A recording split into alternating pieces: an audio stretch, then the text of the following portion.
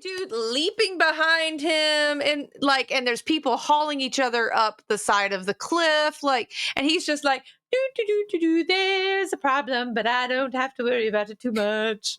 It's like there's literally lava. Literal lava. Because he's too cool to look back at the explosion. Well, yes, obviously. The sideburns are pretty damn That is cool. true. That is the Tellerate trademark. Yes. Hi everybody out there in Streamland. Welcome to Live from the Apocalypse. Apologies for the delay. We have had many gremlins this evening, many tribbles up in these tubes. So, if you're just joining us, we are live from the Apocalypse, a not-for-profit TTRPG studio that raises money for charities and other various nonprofits through our content. Currently, we are raising money for Medical Aid for Palestinians, who are doing a lot of good humanitarian work in Gaza right now. So if you are enjoying what you are seeing, and we do sincerely hope that you are, if you're not just hate watching us, that you, rather than giving us blips or chits or Jeffy bucks or anything like that, that you instead take that money and donate it directly to the causes that we are raising money for. You will notice that where the subscribe button usually would be is now a little donate button. The numbers are going to be a little bit weird because it's going to go into British pounds because MAPS is a British charity. But it does go to the right place. And when you do so, you can make the McElroy brothers yell at us and interrupt whatever crazy scene that we were doing. There are also a couple of donation incentives that you can take advantage of. But before I get into that, let me, I guess, introduce what we are playing. We are playing Star Trek Adventures. And what an adventure it is going to be, as prior to going live, in addition to Wrestling Tech Tech Tribbles, we were also going over some sections of the rule book to see if we would be doing rules correctly or otherwise. We're going to find out together. So crucially, basically the three main donation incentives you have available to you tonight are $5 will add momentum. That is good stuff for the crew. They get to use that. You can donate $5 to add threat to the pool. That's good stuff for me. I like it. I'm a big fan personally of threat. And I don't really know what other excuse you need. Also, you can donate $5 to name a red shirt. There's going to be a lot of red shirts floating around, and you get to name them. There's an unnamed one still in this scene right now. One got named last time. He's about to get shot. He might be fine. We're going to find out. We're going to find out if Ensign Binks is okay or not. Poor Binks. But before we get into all of that, why don't we actually introduce ourselves? So kind of going down the line here. Let's start with the person who decided that they had the audacity to shoot Ensign Binks. The phaser is on stun. Okay, it's fine. You have to call the lethality of your attacks in this game. Anyway, hi, I'm Cass, better known as Yoda or Yoda Almighty.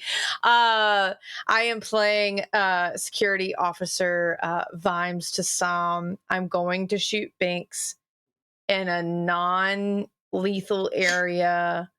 We have the best triage person on the Gallant here in the room with us. He's gonna be fine. Don't worry about him. It's great. I'm more worried about what record they're playing backwards to turn us all into angry little people. So anyway, moving on. What? I don't know what you're talking about. You just decided to haul off and shoot Ensign Binks because you're a monster. Or decided to shoot Ensign Binks with friendship because you're a monster. I'm not gonna lie, you said Vimes to some, and then you started talking about Binks, and I thought you were gonna tack on 2 others at the end of that shooter of Binks to others, and I was about to be like, oh no. Oh no. Hi, I'm Julia, otherwise known as Hexbot on the internet. Tonight I'm going to be playing First Officer Nyko Bard, who would so much so prefer to be back on the ship inside a Jeffries tube. Instead, I am here doing some negotiations, attempting some negotiations on behalf of the Federation, because we would like to bring this community into the Federation. And we would like to do it nice and peacefully. Even though bringing this community into the Federation would not bring the entire community into the Federation, because some of these people are not allowed to hold office. So that's tricky.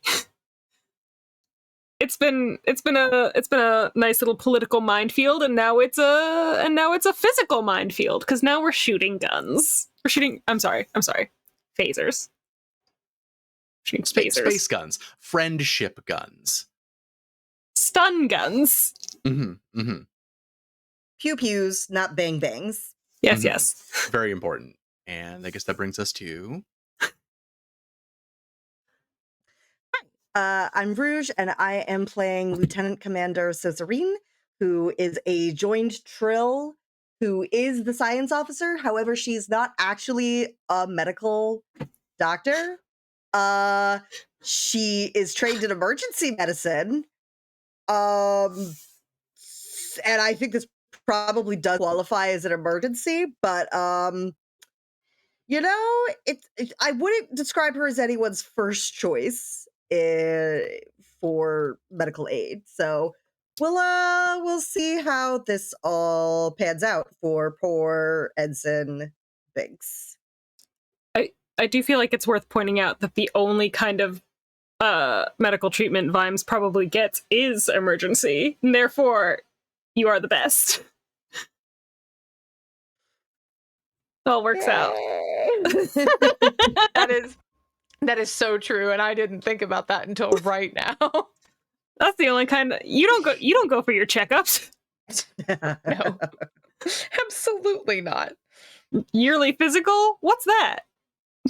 Never heard of her. No. Captain probably has to drag me into it.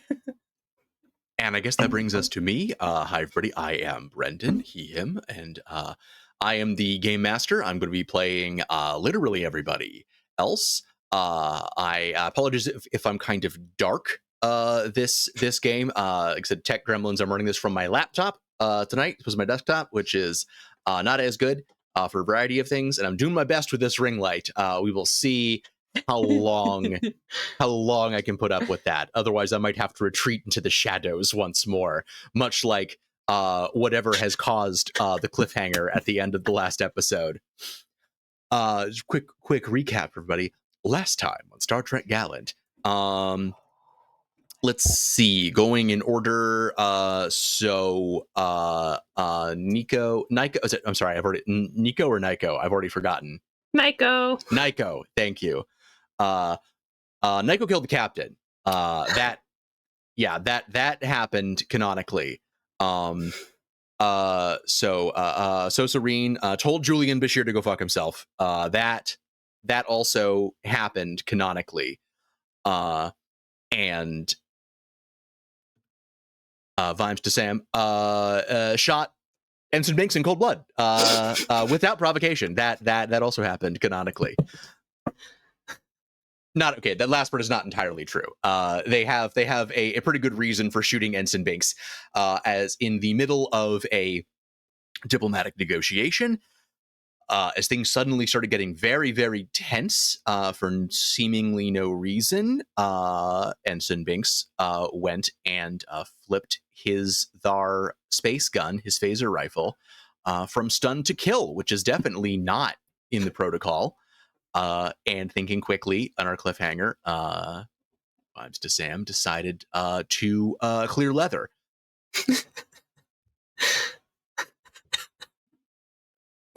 Okay. The thing is, I know the phrase, but you chose those words.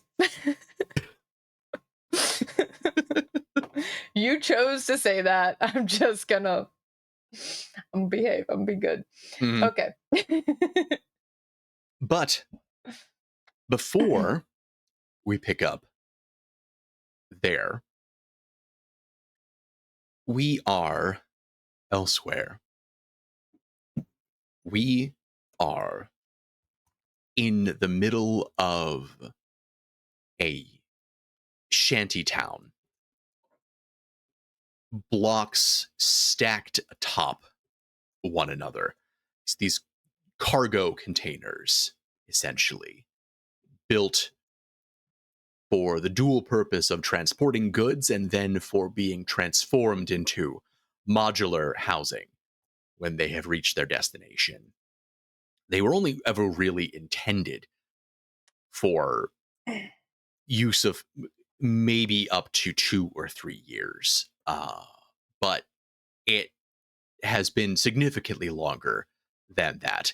And the containers are quite visibly showing their age in this Romulan refugee camp. The wear and tear is visible. There is graffiti on many of them, obscuring the now flaked and faded United Federation of Planets Chiron on a number of them. And ducking in between them is someone that we recognize, although a bit younger than we are used to seeing them. We see a young Vimes to Sam. You are on your way to meet your benefactor, let's call them, your patron. You have some information for him. That's the deal that you have worked out with him to help feed your family. Out of curiosity, what are you bringing him this week? What Him or her? Actually, exact- I don't think I ever actually determined. We never determined their gender. I didn't Yeah. either. What would Tara want? Oh, what does Tara usually want? I think. How close am I to getting into the academy? You have at this point. I think it's an interesting question. You have at this point applied. You have just been accepted, which does sort of present you with something of a conundrum. Yeah. Of, are you going to formally break ties with Tare before you leave for the academy? I think if I've gone through like my last round of interviews and I've been accepted, then I think what I'm bringing Tare is any little tidbits I've overheard while being on Federation property. Mm-hmm. And haven't decided whether I'm going to formally break ties yet or not. Okay. Whether I continue this relationship into the academy or does it end here? Not sure yet. Well, tell you what, we're going to leave that open just for a moment. As you have arrived outside of Tare's home earlier than usual. You usually go out of your way to arrive a good bit before your scheduled meeting. But he also knows that you do this, presumably to spy on him. And so typically goes out of his way to not do any dealings within a certain window around when he's supposed to be meeting with you. But now that you know that you've gotten into the academy, like there's not nearly as much like prep to do. other than packing, basically. So you've got some time on your hands, and pretty soon you're not going to have to worry about Tara as much anyway. So, just chilling, hanging out outside of his place. I think this might be the first time that nerves get the better of Vimes. Mm-hmm. And once she's absolutely sure she's not been followed, there's no one in there with him, she just walks up to the door and knocks. Okay. There is a long pause. And finally, the door is answered by someone that you don't recognize. They're a little bit older than you, though not by much. Mm-hmm. It's really just one room. Most of these containers are really just one room that have been subdivided, and you can see the makeshift desk that Terry uses behind him. Ter is going over some information on a pad, and without looking up, you just hear him say, "It's all right. They're cleared." This And who is man, this? And I, before I step in, I'm like, who is this? and he just sort of looks you up and down and says, my apologies. I didn't realize that we were going to be having company."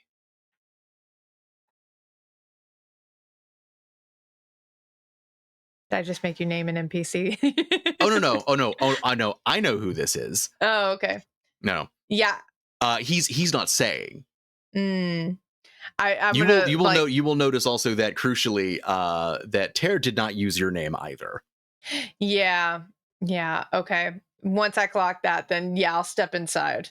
But I'm definitely not turning my back on this person. Mm-hmm.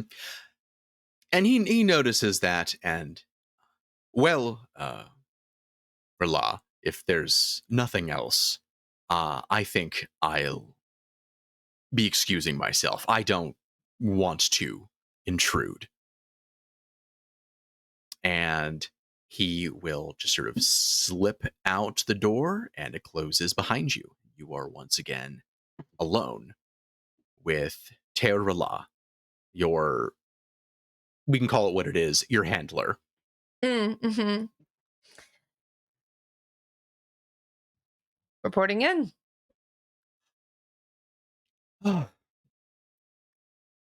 Anything good for me this week? I'll rattle off whatever I heard while in Federation headquarters on this planet, and then just stop, and my acceptance to the academy came in. Oh, well, that's such wonderful news. Hang on, I know I've got some glasses around here somewhere. And he fumbles around in his desk for a pair of glasses and a decanter of Romulan ale. That is, you do clock is quite a bit more empty than the last time you were here. In fact, he is pretty much pouring the last of it into both of those glasses. I think she'll just tilt her head. Was the last drink good news or bad, Rala? Oh, when is it ever good news in this business?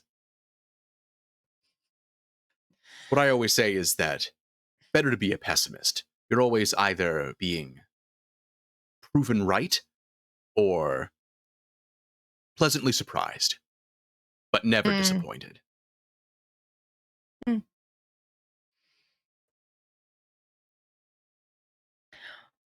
What does the organization want from me going forward? Well, I think that depends a great deal on what you want your future to be. Times to Sam. Well, Starfleet is going to eventually offer me captaincy of a ship. Ambitious, I see, but I suppose that always Hmm. was your way. What can you offer me? You know how this works. You bring me something that we can use, and we'll see what we can do for you. Now, I'm not ignorant of the fact that this presents us both with a tremendous opportunity. That said, you do understand that Starfleet isn't stupid. They're going to be scrutinizing every move you make very, very closely. I know. Do you think you have what it takes in order to earn their trust? What do you have to offer me that makes me want to take the risk?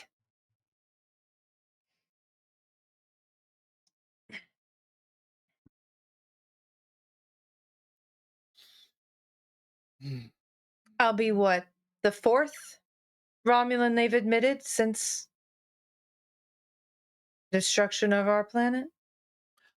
The fourth admitted, if you make it through the academy, you will be the third to successfully earn a commission.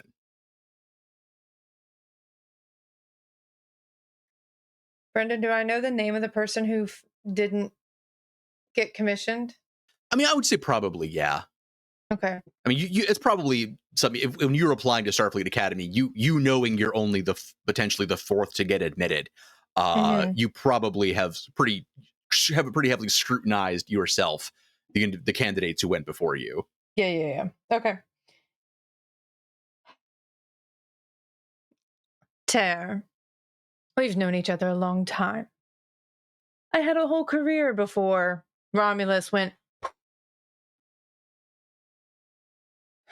I will get a commission. And when I do, I will be assigned to a ship. I will succeed. What can my own people offer me that the Federation cannot?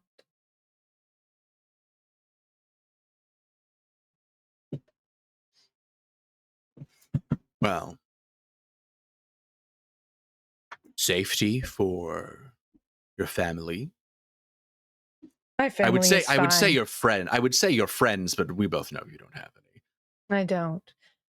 My family is now old enough to care for themselves.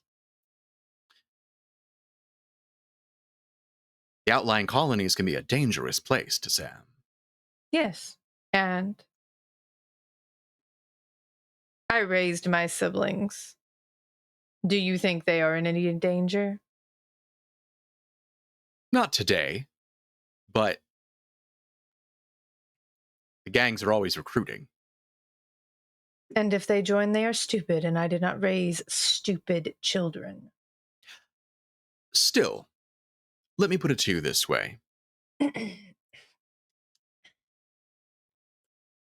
Keep your nose clean, get that commission, and I'll see to it that your siblings' noses stay clean as well. Then there will be no contact. Noses clean. All right. You need this more than I do. And she pushes her still full glass across to him.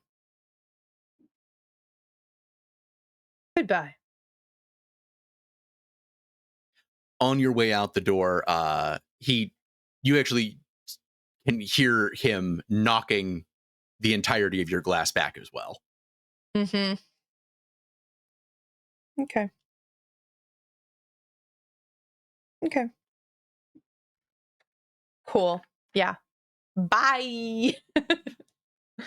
And we are going to step out of the door and into the conference room on Anzuris, where now Lieutenant Commander Vimes to Sam is murdering an innocent ensign in cold blood.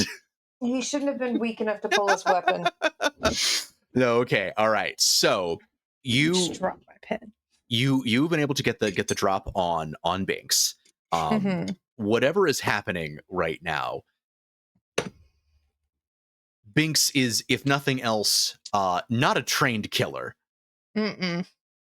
So he is slow to pop the safety off and go to draw a bead on a target.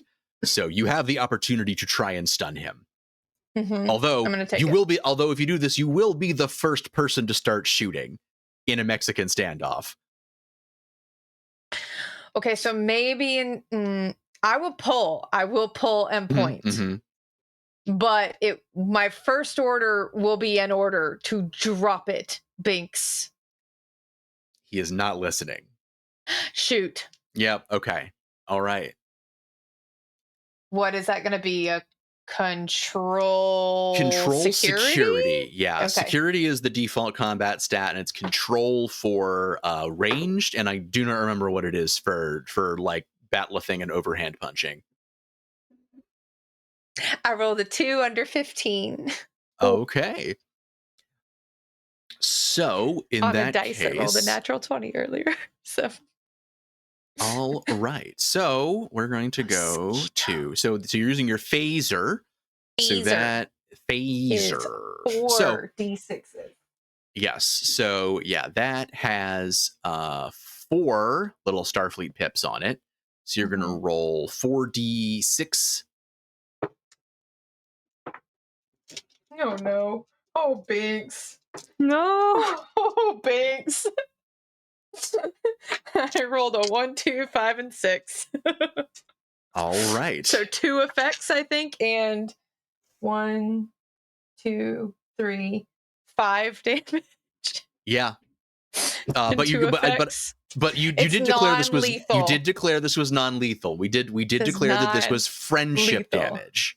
Yes. Yes. It just makes that little silly like whoop noise. Yep. I'm not trying to kill my subordinate today. Not the baby. Not the baby. That is.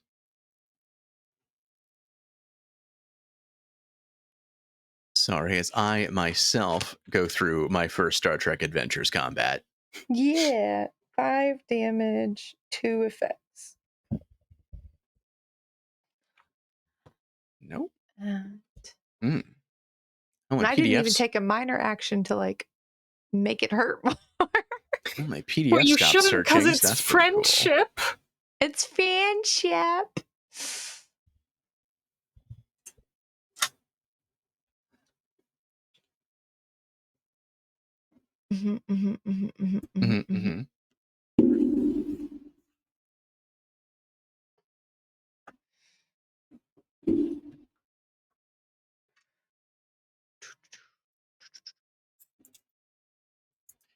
Apologies, my PDF search stopped working, so I have to try and find it myself. What exactly are you looking for? The stress track. Oh, where is that? Hold on.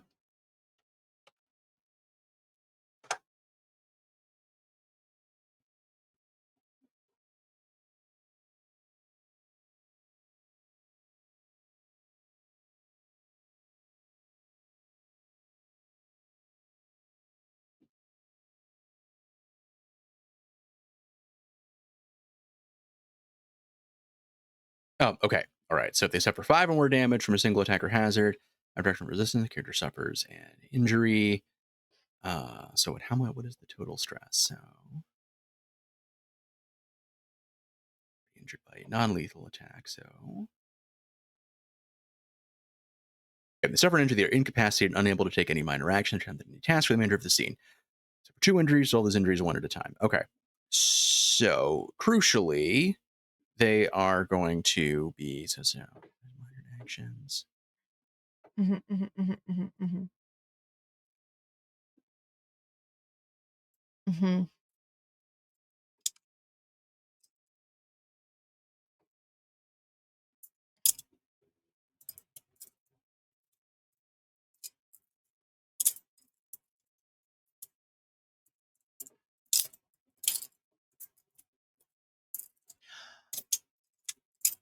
All right. Well, seems like it'll do for our purposes. So, if they suffer 5 or more damage from a single attack or hazard after reduction from resistance, the character suffers an injury. When a character suffers an injury, they are incapacitated and unable to take any minor actions or attempt any tasks for the remainder of the scene.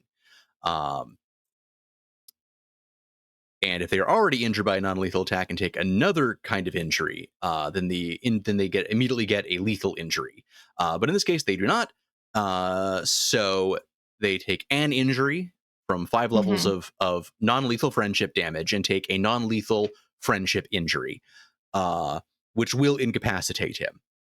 So it incapacitates them. It does not rip their shirt and give them like special powers like Captain Kirk. Correct?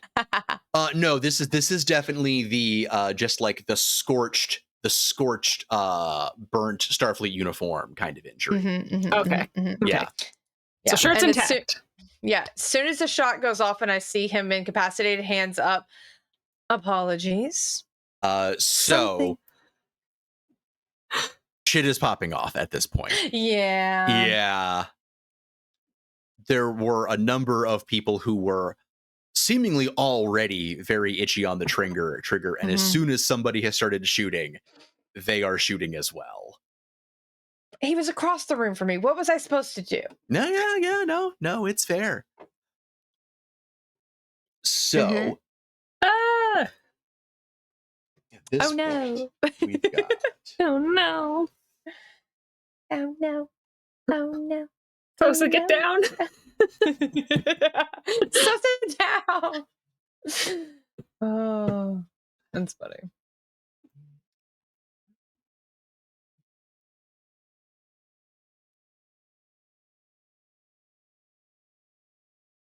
How many people are in this room, Brendan? How many people are you counting guns for? So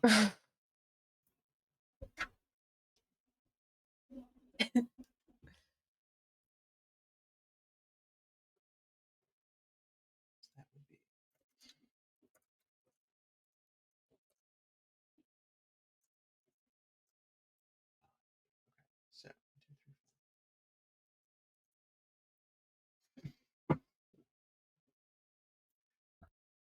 cool. All right. So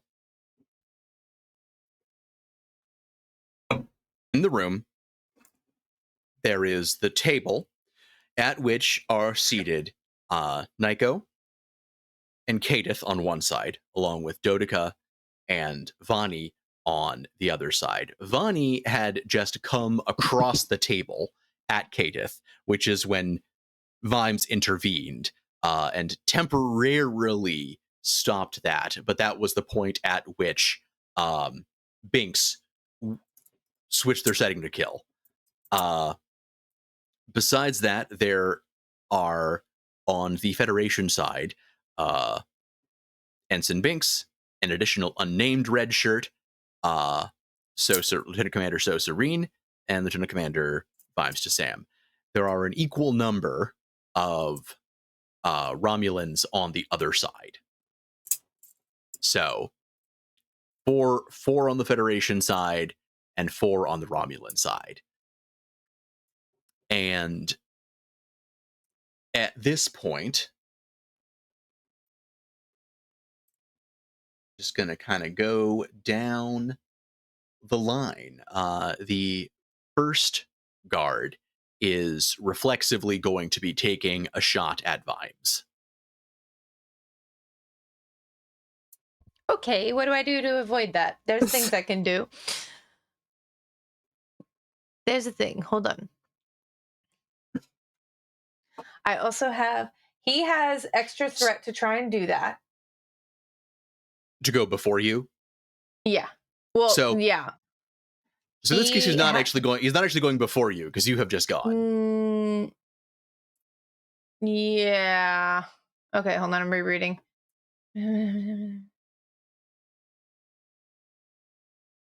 Oh, no. Chief of Security. When I succeed an attack against an enemy during personal combat, which Binks became the second he drew a weapon without orders. I may spend a momentum to increase the difficulty. Oh, no, that would be Binks attacking. He's unconscious. Never mind. Ignore me. Yeah.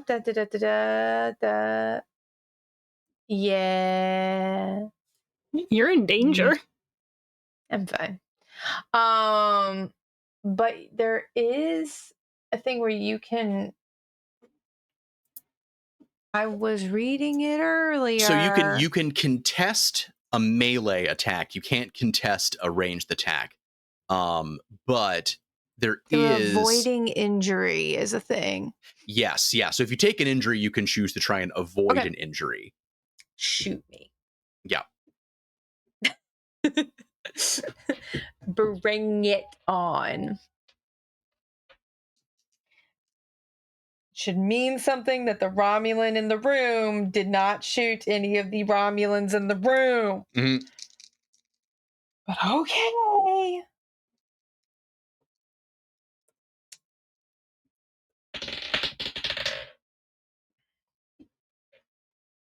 No, don't make that face. I'm sorry, they both rolled in the single digits.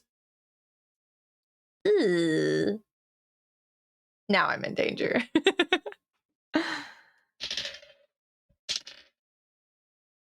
Okay.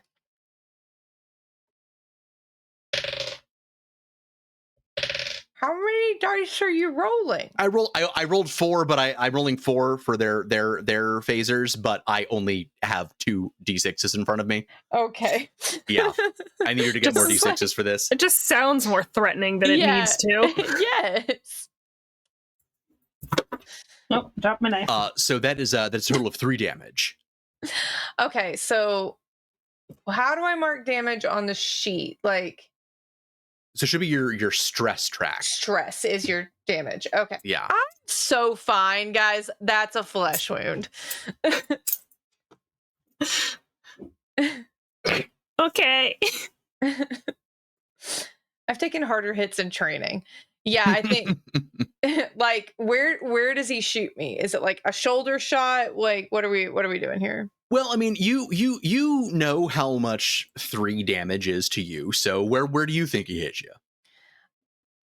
I think she, being paranoid and realizing what's about to happen, would aim her body away, and so probably takes the shot here to try and like keep it as a non-lethal like area, and will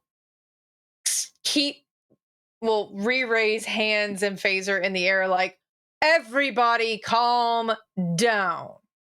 So as you are saying that, someone has shot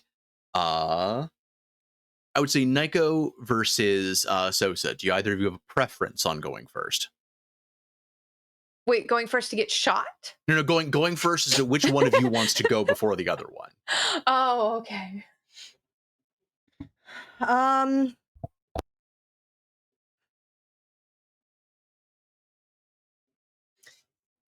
Yeah, realistically, I don't think Sosa's going to pull out her phaser. Unless it's strictly necessary. Like she's gonna just sort of like hold back to do the medicine thing, but she's not gonna charge in the middle of an active shootout to check on Biggs. So if you wanna jump in here, diplomat especial, Yeah, I think that's fair. So he was gonna shoot, then Vimes shot, then Vimes got shot. Somebody else is getting ready to shoot. I think what Nika's gonna do is, I think first things first, I'm gonna try to like push the people who are closest to me onto the floor, like just shove people out of their chairs. So, I guess on either side of me, that would be so it's probably gonna be it's just not Vanny. I think Vanny's too far away for me to push. I think the only person whom you could at this point like tackle to the floor, like get down, Mr. President, would be Kadith. Okay. Then I'm gonna do it if that is my open target. Okay. I will not make you roll for that. I will give both you and Kadith the benefit of cover. Against any potential attacks, assuming that you stay where you are. Incidentally, could I also just have you, for no particular reason, give me a quick control command roll? Sure. Control command. Control command. That's actually not bad for me. I have to just roll under a 14. All right, that's pretty good. That's pretty good. I rolled a 17 and a 9, so one of those works. Okay, yeah. You can definitely feel your adrenaline spiking, though that might just be because people have just started shooting phasers around you. It's probably Who's fine. to say? Yeah, who ultimately is to say? Yeah, I think I will tackle them. When I get onto the ground with them, if I have a chance, if I have a moment to speak to them, because she's a Betazoid, I am going to ask her if she can like sense like where this is coming from. And yeah, she will look at you and kind of like understand, like, no, that makes sense. Hang on. And is going to be trying to reach out. But that's going to be a next round thing. That's fair. Yeah. And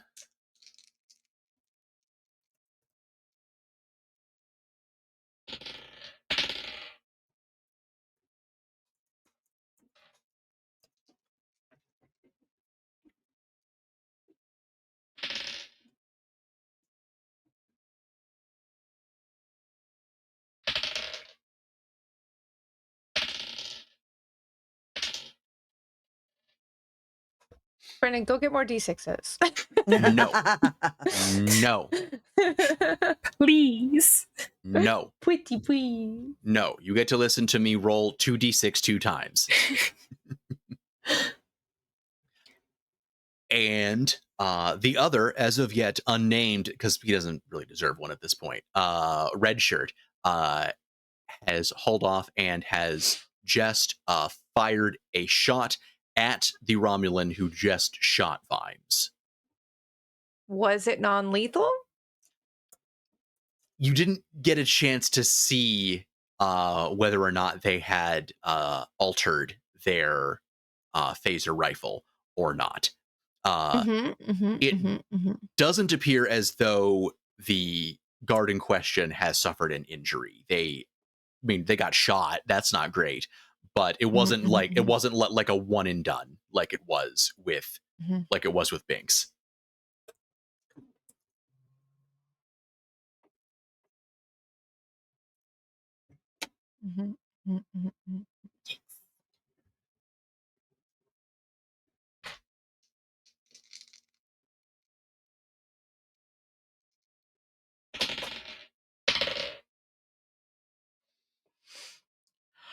And one of the other Romulan guards goes to take a shot. You're not sure who they were shooting at because it went extremely wild. At this point, like the guard who was just shot by the red shirt has stumbled into them, and then that caused their shot to go wild, and laser beams And Sosa, you were up.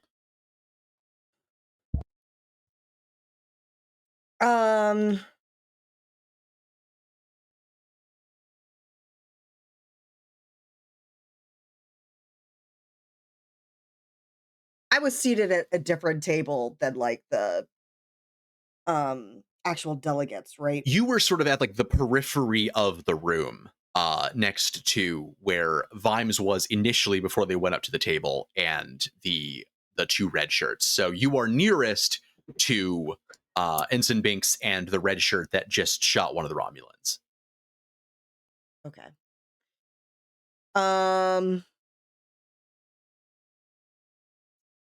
Yeah, all right. I'll move up to I would want to move up to Binks and like check on him to see if he requires any first aid. Okay. Go ahead and roll a insight medicine.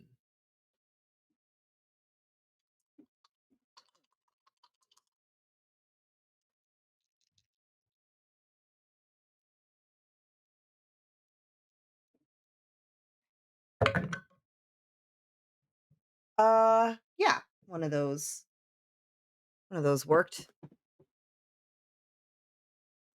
So I guess like one success. Yeah. And Binks is unconscious from being struck with a maximum stun phaser. But his neurological readings are in the process of crashing. Oh. I assume that's not what's supposed to happen in a normal Not person that gets stunned. No, not usually. It can happen. Like, it's not absolutely unheard of, but it is unusual. Okay. And is there something I could be doing here and now to try to stabilize that? Yeah, give me some technobabble. What you're trying to do, while you're waving the wand over him. I believe it's called Treknobabble. I am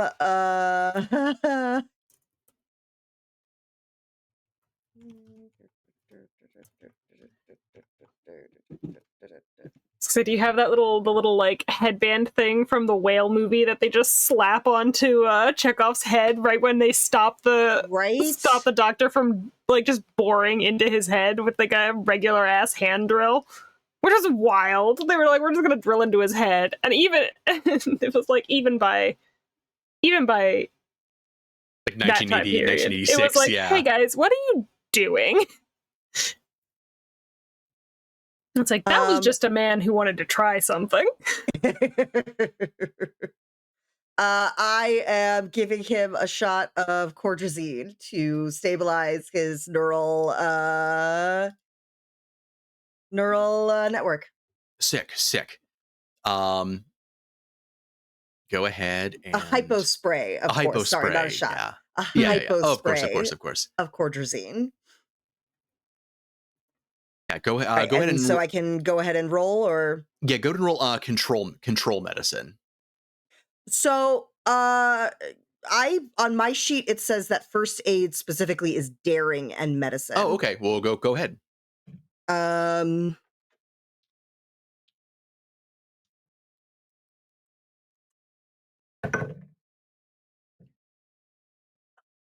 Unfortunately, that failed.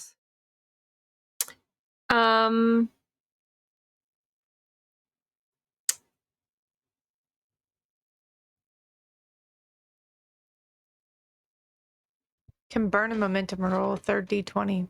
It is true. There's currently 4 momentum in the pool. Yeah.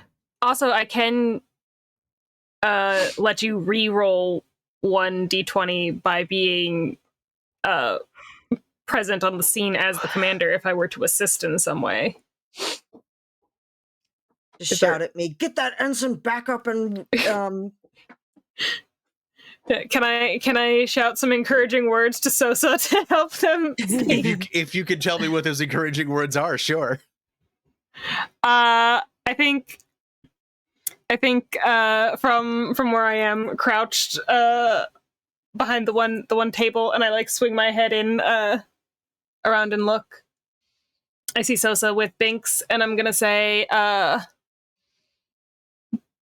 get them stable and then get yourselves out of here.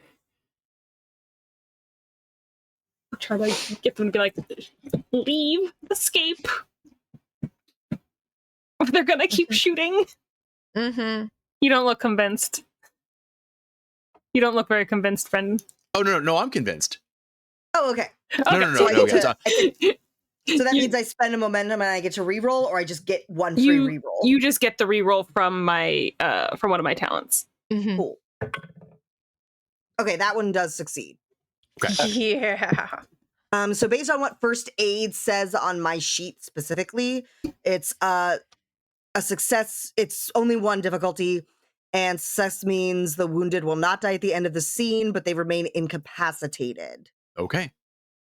Yeah. If I had, and then from there, I could spend 2 momentum to get the patient back into the fighting right away, exactly as if they'd spent determination to ignore the injury. But I'm gonna say I don't think it's worth it to take 2 from the momentum pool. Like, he's stabilized. We can figure out what the fuck happened later when we get him back to a proper medical facility. Mhm. So Yeah, we don't necessarily want him to pop back up swinging. I know, right? It would be the sort of thing where, whenever, I don't know how, like, what task economy is for combat, but I'm going to assume that I have fully used up my ability to do things this turn. Yeah. So I would then be focused, assuming nothing has changed radically by my next turn. Now is when I would start to, like, try to, like, hook my arms under his arms to, like, start dragging him away from the fight. But that's a task for future Sosa. So Yeah. And I will say, Sosa, you definitely feel this pumping adrenaline in your veins that feels somewhere between like this like a fit of rage and a panic attack. But you sort of have this moderating influence of your symbiote. And for that reason, it doesn't seem like it's really affecting you the same way. It is a little bit disconcerting. You're used to you and your like Sosa's consciousness and Reen's consciousness being a single indivisible whole. Right now, you definitely feel a divide in what Sosa is feeling and what Reen is feeling. But Reen's calm is keeping you together right now. cool. Yeah. Good job, little buddy. Yeah. Yeah, you go.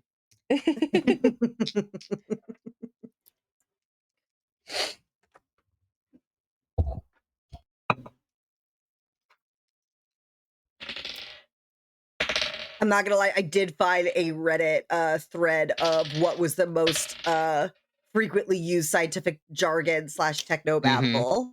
You know what? Because everything that was coming to mind was engineering related, not medical related. So I was like, oh no, I need some inspo. Yep. All of us secretly yearn for the tubes. Things that get clipped with no polarity, modulate the deflector, tachyon particles, phase variance, blah blah blah, isolinear chips, all that bullshit. But it's all I feel like they definitely do way more tech, like engineering tech than they ever like talk. Like I said, they just slapped a little headband on him after he was exposed to radiation and a concussion, and they were like, "Don't worry, we'll take care of it with a little headband." Wave the little light over it, you know? And The last of the Romulan guards has also at this point taken a shot, although they have in turn shot and incapacitated the first of the Romulan guards that started shooting. Oh. So they shot their. Okay, good. Okay, so one of the Romulans took out the Romulan that shot me. Yes, yeah. Oh, good. Oh, good. Okay, whose turn is it? So at this point, we have come back around. So Dodica and Vani are, so Dodica has dived under the table. Vani at this point is still exposed, trying to get off of the top of the table from where they were in the midst of trying to strangle Kadith. And we have come all the way back to the top of the order with Vimes. I still have an ensign up and conscious. Yes. I will point at the ensign and I will point at the Romulan who took out his buddy and I will say, are we agreeing to stand down? Something is influencing us.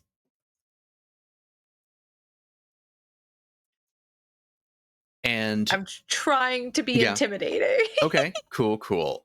So first, I'm going to have you make a control command. Okay. Control command. Okay, not bad. 11 under 14. Okay. Yeah, you are feeling the influence, but you are able to keep it together. And now having done that, you can make a presence command roll. Okay.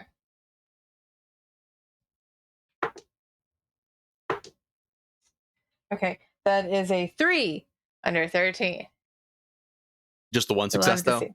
Yeah, just the one. The other one was a 16. So that won't quite do it. This is going to be a difficult. Okay. This is going to be a difficulty 2 task. There is 4 momentum in the pool. Yeah, I think I have to burn one. We need them to stand the fuck down. Okay.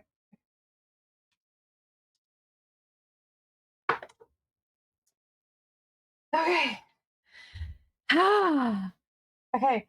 Okay. I said 13 because it was presence in command. Okay. Yeah. So exactly 13 because that counts, right? Meets it, beats it.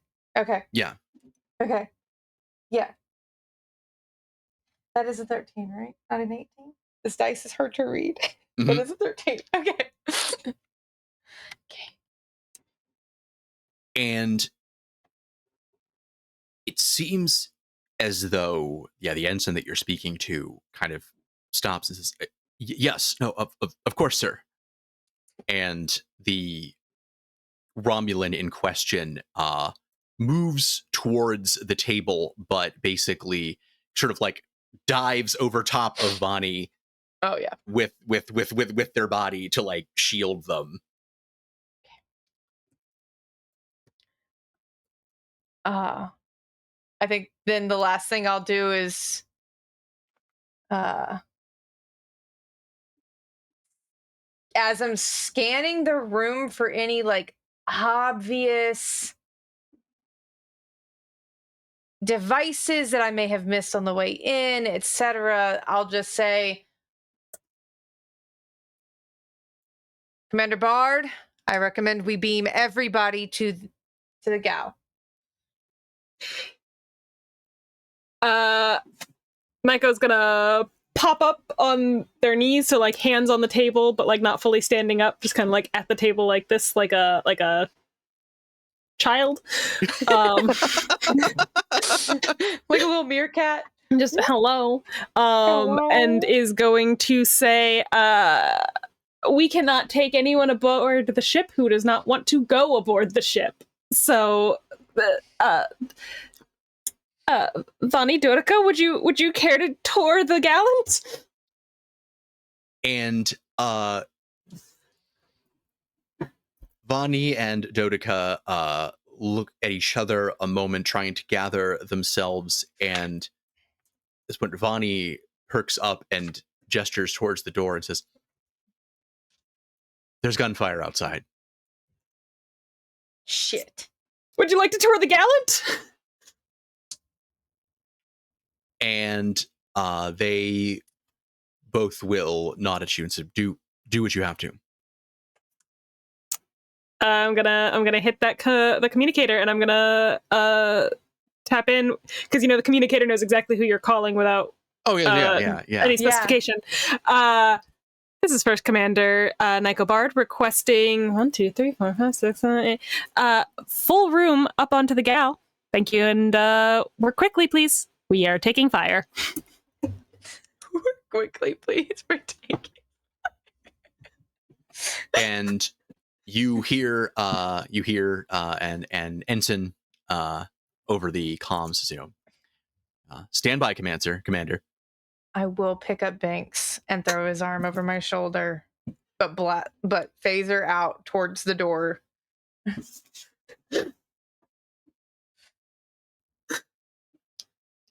And a long few moments pass, but finally you feel yourselves begin to dematerialize, and you find yourselves in the transporter room of the USS Gallant. We need medical, and I'm like walking myself and Banks to medical. And I'm assuming the ensign and the Romulan guard picked up the other Romulan guard. Like, please come with us.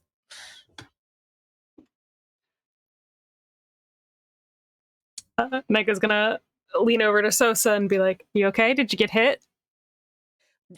I'm fine. I'm just gonna follow them and make sure that we get everybody's injuries addressed, and I also want to maybe run some extra tests to figure out what is happening. I think there were some interesting signs with Binks's neural readings. Want to see if the Romulans match. I'm going that way. Yeah. Okay. If anyone will let you take blood, maybe take some blood, because I don't know about you, but I felt everything in my body just go way up. You want some of mine? No. Well, come down to medical when you have a chance, and we'll get, a sample under actual appropriate conditions, and not me just evading your arm and sticking it in whatever random tube I've got on me at the moment. The random tube. The random tube. No, that's I fair. got that shit on me. You never know when a cool sample's going to come your way, Brendan. You got to be prepared for all eventualities. Mm-hmm. Gotta have gloves. Gotta have baggies. Gotta have tubes. Gotta be ready to lick things. Gotta lick that science. Mm-hmm. Mm-hmm. And but don't huff it. You waft it. And I think as everyone is proper technique here. And I think as everyone is on their way to sickbay, getting checked out, we're going to take a quick 10-minute break and do water and stuff like that, and then we'll be back in just a little bit. Okay. All right. Stay tuned, everybody. We'll be right back. It's like you just ever it's such a silly little feat, but then at the same time, it's like, have you ever just been in a situation where literally you can't be unarmed because you can just pick anything up and throw it? You would think that's something that everyone can do, but no, according to Pathfinder, only a very specific limited number of people are allowed to just pick something up and throw. Which every time I always would think, every time I would throw something, the only thing that would be going on in the back of my little hell brain was just that scene from Sister Act 2 where right after she'd been glued to the chair, the other nuns come into her room to see how she's doing, and she's sitting there in the chair, and she's like, "Do you know what I hate about this place? There's nothing for you to just pick up and throw." That's just what goes on back here. It's literally one of my favorite movies. So as soon as you said that, I was like, There's nothing to pick up and throw. And I'm like, there should be. Everyone should be able to just pick up and throw something. All right. So we are going to pick up in the Gallant's sick bay.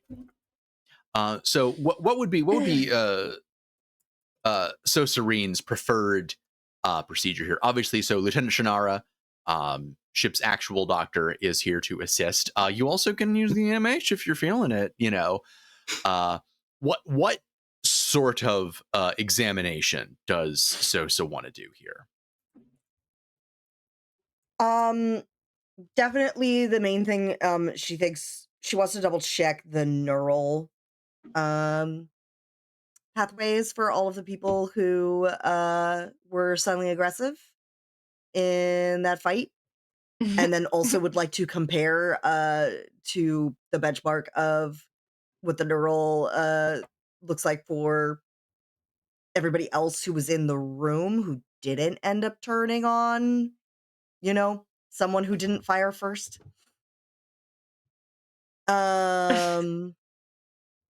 Basically, I'm trying to see if there's something neurological. So, like, would specifically be doing brain scans, let's say. Sure. Go ahead and give me a insight medicine roll.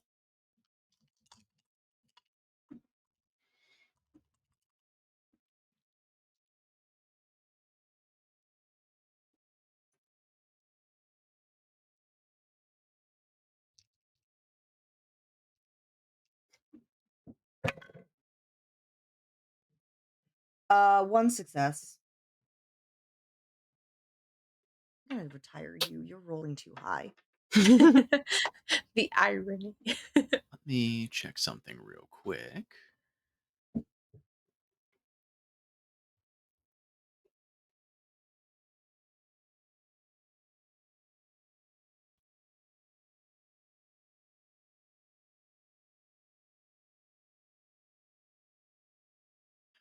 Out of curiosity, since you have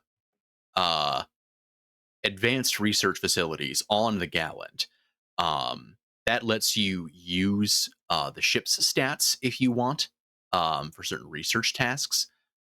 Would sensors plus medicine for the ship be better than your insight medicine? No. No? Okay. It is exactly the same. Okay. Sounds good.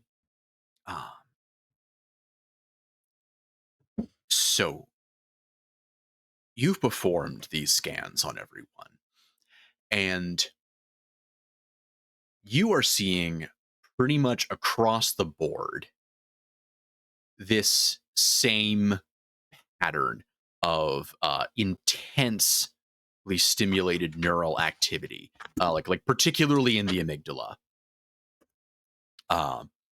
that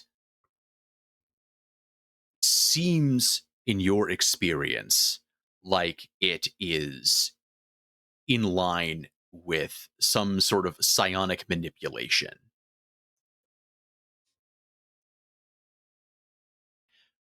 With one exception, one of the Romulan guards shows nothing, like no unusual elevation. Now, part of this, it might be because he is dead. He is what? And so part of this might be because he is dead. By the time he got to sick bay, he had passed. Oh. Someone wasn't shooting on stun. What the hell, guys? That's our unnamed ensign for us. Unless it was the other Romulan. Can we? Is there any way to tell whose phaser, whose space gun? So the one who died was the first Romulan guard to start shooting, who was the one who was shot and him. turned by the other Romulan guard. Okay. Now, you think that part of the reason that Ensign Binks's neural activity started crashing was in part because of an undesirable interaction between basically like the overloaded amygdala then getting shot, then getting stunned by a phaser on top of that was just too much. Oh, okay. So it wasn't So- intentional. Yeah. So it could be several things, but at the same time, you're also not seeing any kind of latent, like synaptic signs in this guy that indicates that he was affected the same way. But you also don't know how quickly those things might dissipate once neural activity ceases upon death. So there are some unknowns in the situation. I see. Mhm. Cool. I'll put that together in an initial report for first officer, but then I'm gonna probably just disappear into research mode and keep poking at these people as long as they'll let me to figure out any other weird signs of something that happened to them. Mhm, mhm. I think it's Are you worth. poking me? I guess it's Is- also worth asking No. Brendan, are we still feeling the effects, or Mhm. are we feeling like a come down kind of like adrenaline crash? What are we? You What are are we definitely physically feeling? You were feeling like an adrenaline crash. Yeah. Okay. All right. Yeah. I think as soon as Reen gives Vimes the all clear, she's dragging the Romulan who is still alive out of sick bay and to not a cell, but like a conference room. I'm gonna follow you. Yeah, I'm still. you I'm guys still. do research on that side of things. I'm gonna stay here in my little science research hole and keep poking and prodding my patients. I think Nyko is like halfway in the room, halfway out. Like doesn't want to leave you alone with this Romulan. Doesn't want to leave our guests alone. I'm gonna send. Is it I'm the gonna Romulan send- that's I'm here already dead? radioing for security into sick bay. So Yeah, yeah. because I was gonna say you have the dead Romulan, the two ensigns, and our 3 other diplomats. So I'm gonna call. I think I was assuming the only people, now that we've like sort of established baseline, I was assuming the only people I get to hang on to is essentially Ensign Banks and the Romulan corpse, and everybody else has things that they need to do, including like there's probably going to be a security investigation side of things. Yeah. So Yeah. I will come back and get them if I need them, if I Okay. start having a lead. Because I was in that room too. And I've got both a control brain and a uncontrolled brain that was in that room between myself and my a zooted symbiote. brain. So I've got some baseline comparisons I can use compared to Yeah. the ones who started shooting. okay. So in like that I've got case- my little guinea pigs that I'm going to keep, and you can have the rest of them for now, and I'll let you know if I need them. I think Vimes will look at at Commander Bard and be like, "Let me speak to him as a Romulan first. You handle the diplomats." You need a third party in the room with you. You were also part of the incident. And I'm trying not to like glance at these people who are like who I'm still trying to be a diplomat to. We can't just take they're not part of the Federation. We can't just take over. This is a You have cultural matter, Commander. you still need a third party in the room.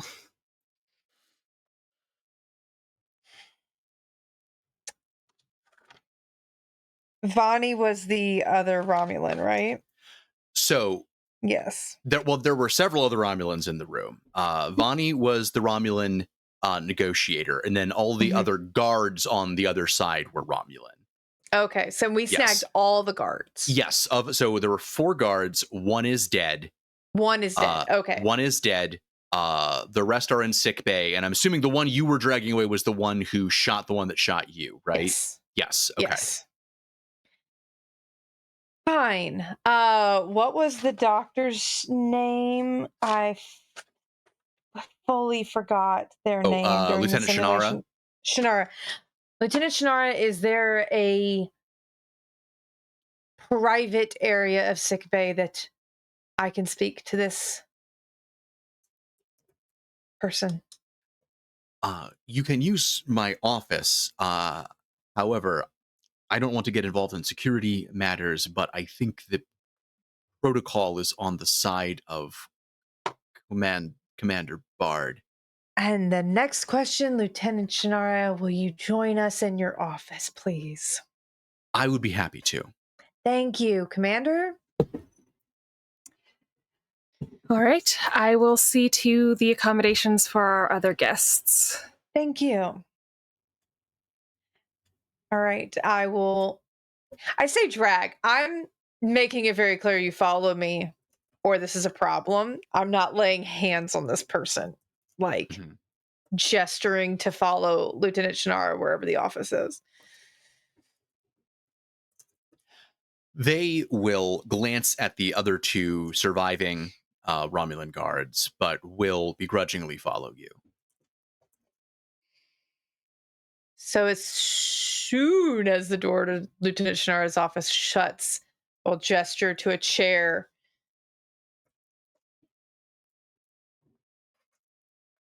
And then I think I'll just lean over the desk, put my hands on the desk. What was that? I'm sorry, I'm not.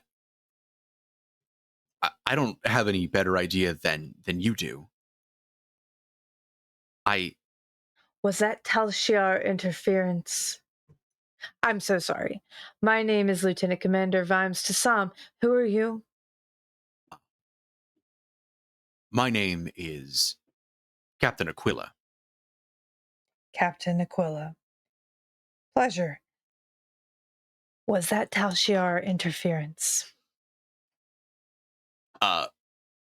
Dr. Shannara looks horrified. And Captain Aquila says, I say Sergeant. Sergeant is better. Sergeant Aquila. Sergeant? Yeah, Okay. Sergeant. Okay. Sorry. I am not aware of any Tal Shiar presence or involvement on Anzuris. Good. I mean, Who? I'm not, I mean, You made the smart decision in that room, which is why you were in here. thank you, but I just did what I felt like I had to in the moment. What I was trying to say is that there may be people who know better than me. I am the head of one squad of security guards. You showed the best judgment in the room, frankly. So,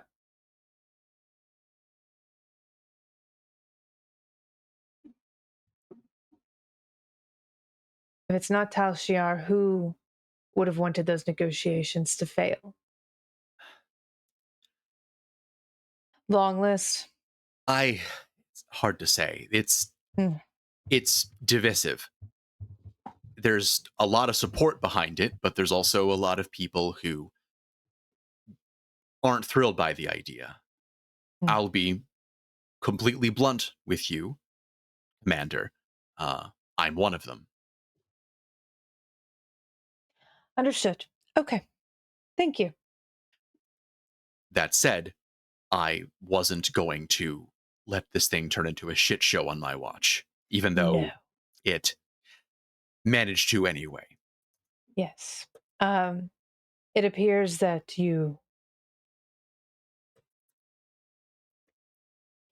the death of your comrade was an unfortunate side effect of whatever happened to all of us. You are not the reason they are dead. I appreciate you saying so, but I'm still going to have to tell Voran's family. I've done it myself. So, if you need the weight of another in the room, I will be happy to assist in the notification. With respect, Commander, while you are Romulan, your Federation uniform first. carries certain Yes. associations. Okay. Also, frankly, your choice of field. We value our freedoms on Anzuris. Mm. Sometimes it actually makes doing my job a bit harder, but frankly, Mm. I'm glad for it. It's taken a long time to try and reestablish trust between the people and the government, given how things were under the Empire. I'm aware. Anzuris is faring better than where I ended up. Anzuris wasn't always. When I was younger, most of Anzuris was slums, like the ones you could probably see from the building. All right. Well, Sergeant Aquila, consider us allies in this moment. We will get to the bottom of this. I am certainly pleased to hear it. If there is anything that I can help with, please don't hesitate to ask. I'm sure the first officer is finding suitable quarters, but do you have any requests for your security Respectfully, purposes? I was not intending to stay aboard your ship. I understand that we need to be checked out, but as you have mentioned, there is an investigation that needs to be done. We're going to be questioned on Anzuris as well. Not to mention, we heard gunfire when we were beamed up. I Yes. have friends in that building. Would you like me to return with the contingent of security officers to assist? We will take your lead.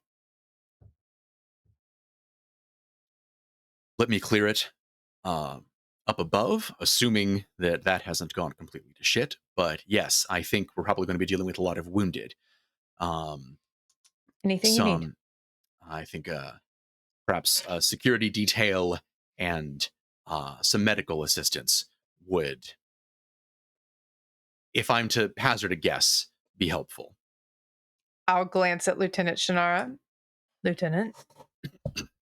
I'm happy to provide whatever we need. Whatever you need, Sergeant Aquila. The Gallant will provide.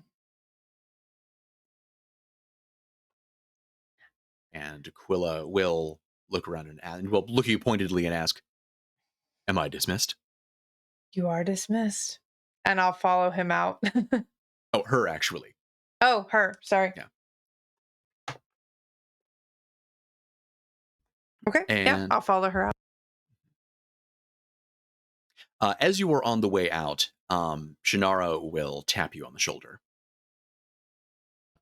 Yes, Lieutenant. I sense a significant anxiety in her. I don't think that's unreasonable given what she's just gone through, but I thought you'd maybe want to know. I do. Thank you. Shannara, something, Reen is on it, but something specifically played up negative emotions, aggression. I was speaking with Ambassador Kadith about it. She had mentioned once the commander had managed to calm her down, she was trying to pinpoint the source of it with her telepathy.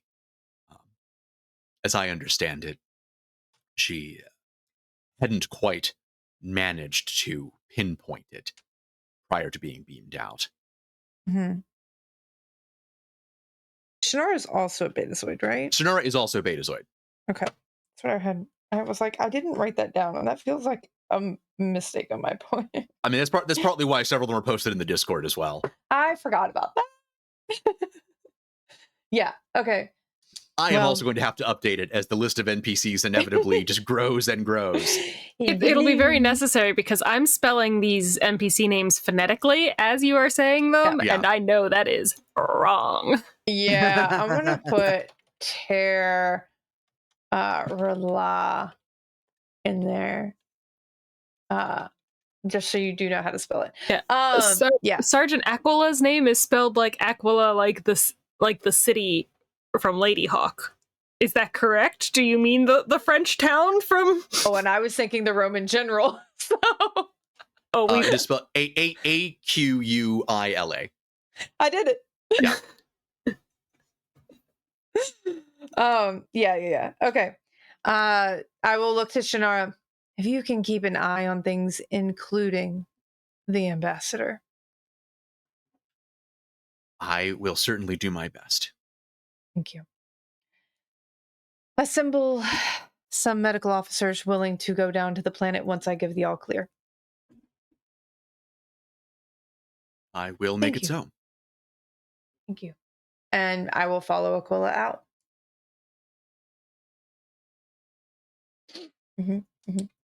All right. So, what is the first officer getting up to? First officer is taking our little conference on the road, as it were. I think I'm leading the three ambassadors towards the captain's office. I think kind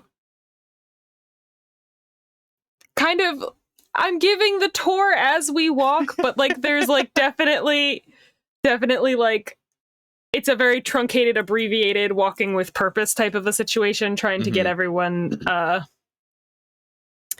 there so that we can have a discussion about what we want to do. They're not really paying attention to your tour. They are animatedly talking amongst themselves about what the fuck happened down there. That's fine. My hope was that they wouldn't do that in open hallways, but if I can't stop them, they are definitely doing. I mean, like, you were not certain you could stop Vanny from doing so. That's fair.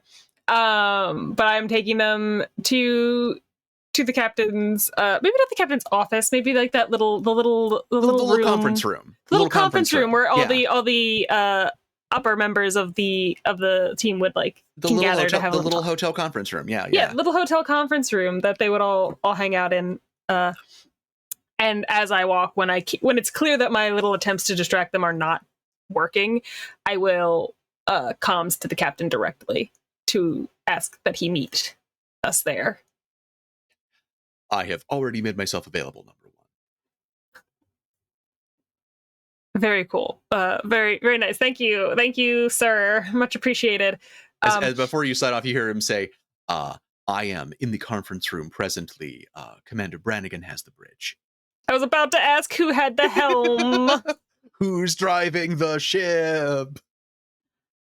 Who has the con? God damn it, Brannigan. I mean, given that there's usually 3 watches, so usually Brannigan's in charge of one of those 3 watches. So he usually is, but Brannigan being in charge while we have diplomats, ooh, scary. But also, if Brannigan's not in charge while we have diplomats, that means I'm meeting with Brannigan instead of meeting with the captain. Ooh, scary. So yeah.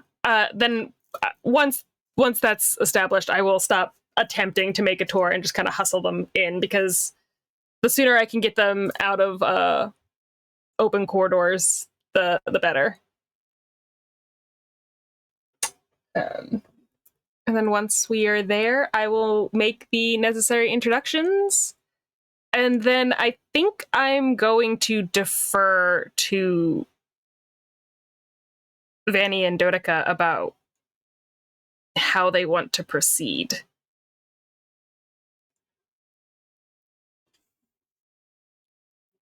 Dotica kind of takes the lead on it.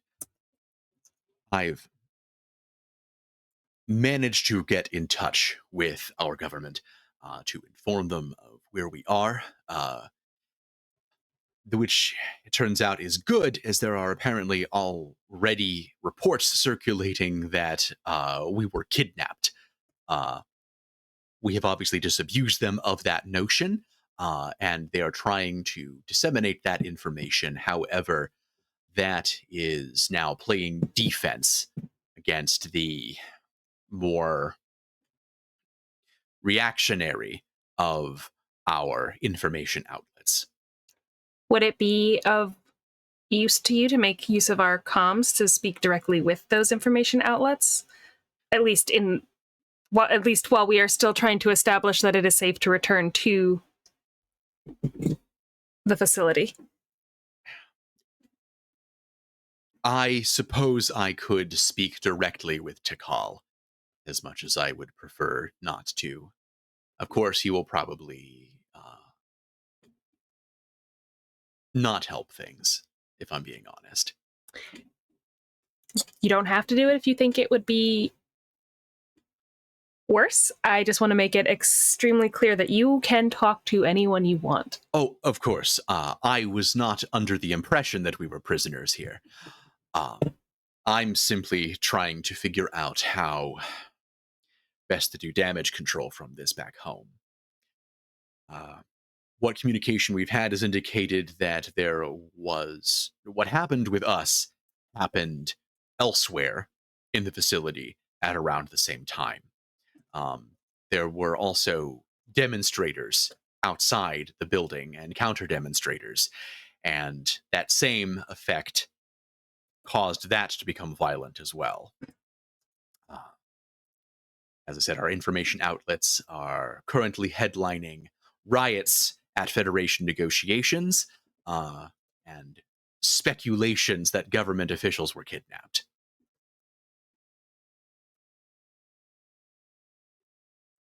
Understandable. They care deeply for you.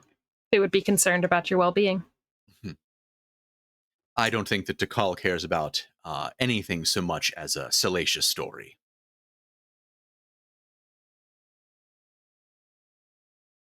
Doesn't sound like there's any love lost there. No, there is not. Unfortunately, he frequently has the ear of the people. Frankly, more than we do, oftentimes. And I think if we're, in the long run, going to secure and Zoran admittance to the Federation, we will have to inevitably get to call on our side somehow, or at least get him to calm down. Excuse me for asking, is Tikal Romulan, or are they... Tikal is a Romulan, yes. He's the head of one of our information outlets. Understood. The captain interjects. Number one, is there anything that the Gallant can provide to assist in this situation?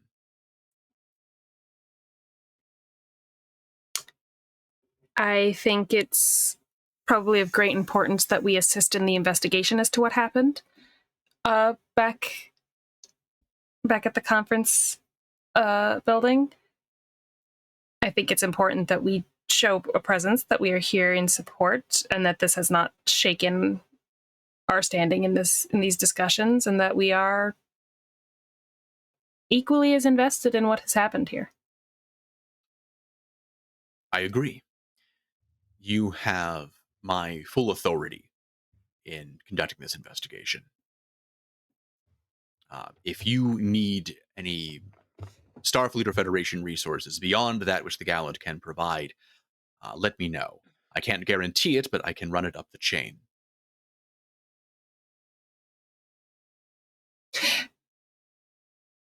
Would that include, maybe perhaps,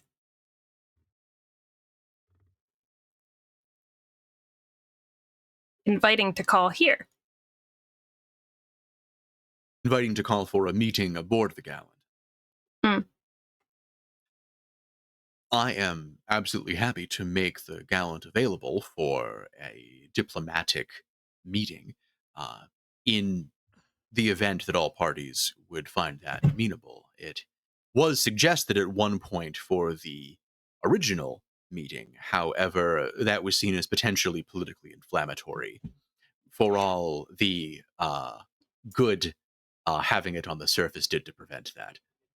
I do not think it's necessary that we move the discussions to the Gallant. I just think maybe if Takal could come aboard, they can form their own opinions without speculation.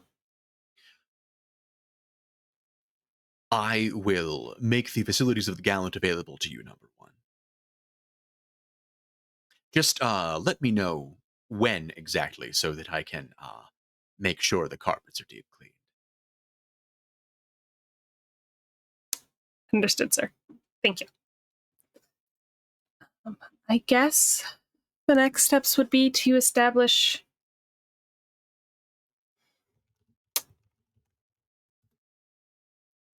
if control has been reasserted over the building.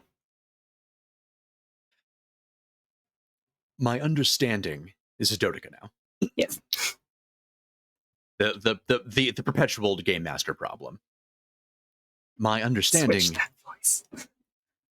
I'm not really good at doing different voices, honestly. At least I've got like wildly different silly voices, but You got that Power Rangers range. I mean, I could. So okay. This is Dodica now. Power Rangers. I've been told that the building is secure. Yeah, no. Oh no, I broke Julia. I just went down the wrong way.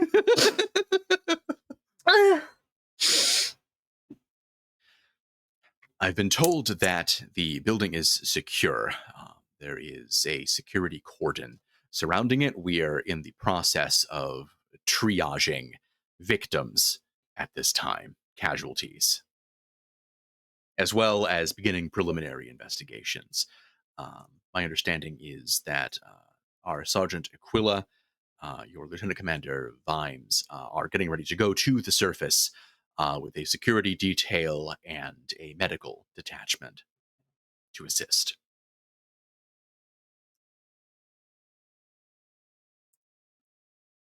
Sounds good. I think it would be safe for everyone if we wait until that initial sweep is done before we return to the surface. Very well.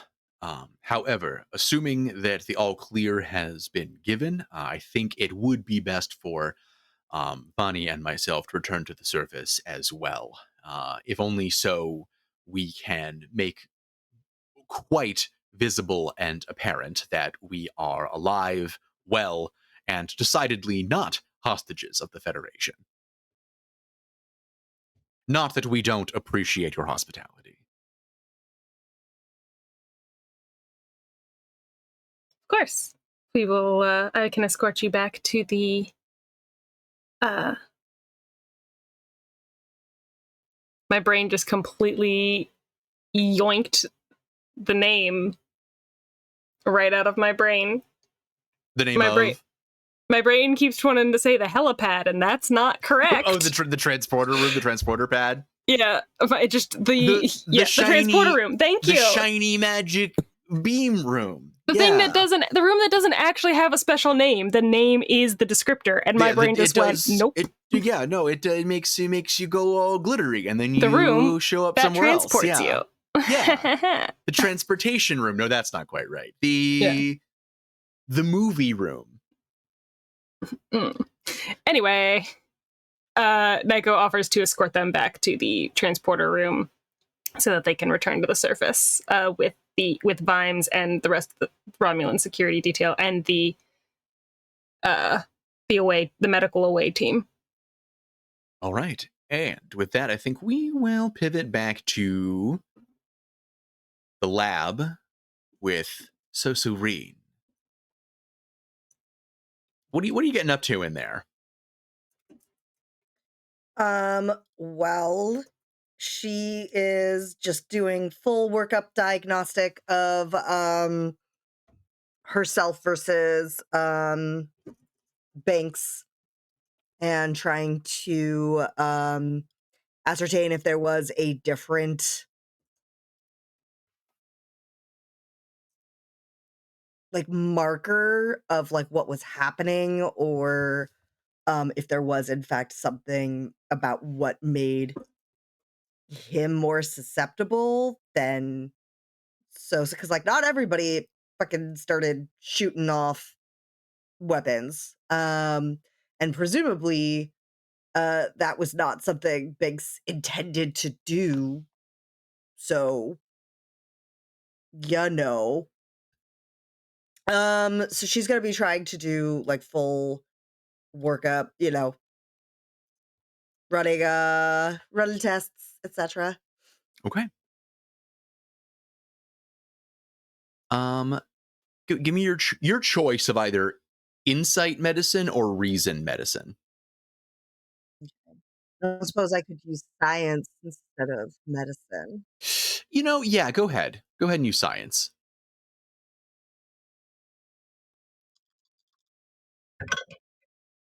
I'm not trying to treat these people, I'm trying to study them. That is fair.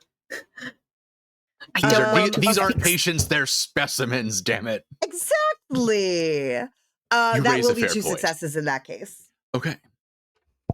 We are all the rats in So Serene's maze.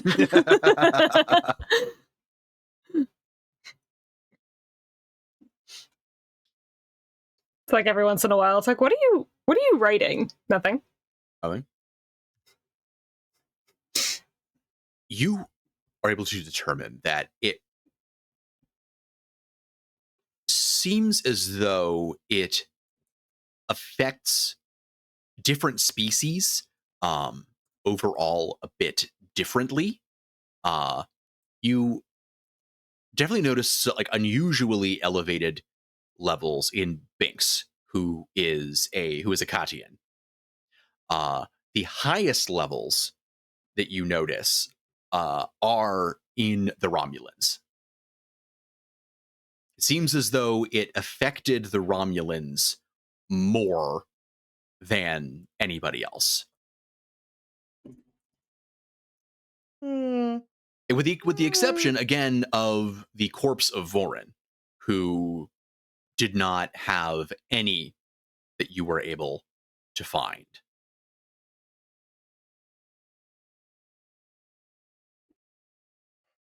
Hmm.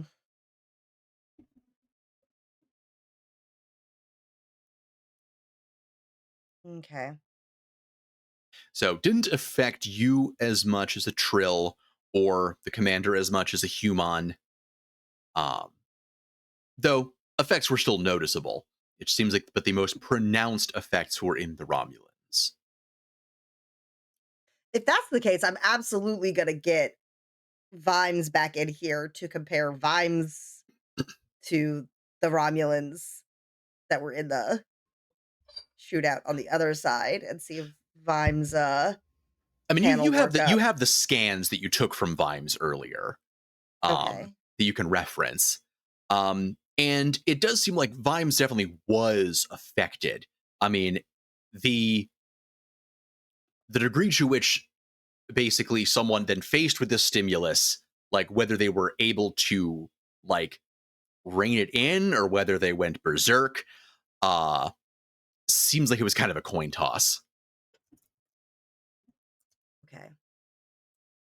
There's And I all sorts can't of just individual cognitive factors that may Okay. contribute to that. But in terms of like the levels of psionic stimuli occurring in the amygdala, most pronounced in Romulans.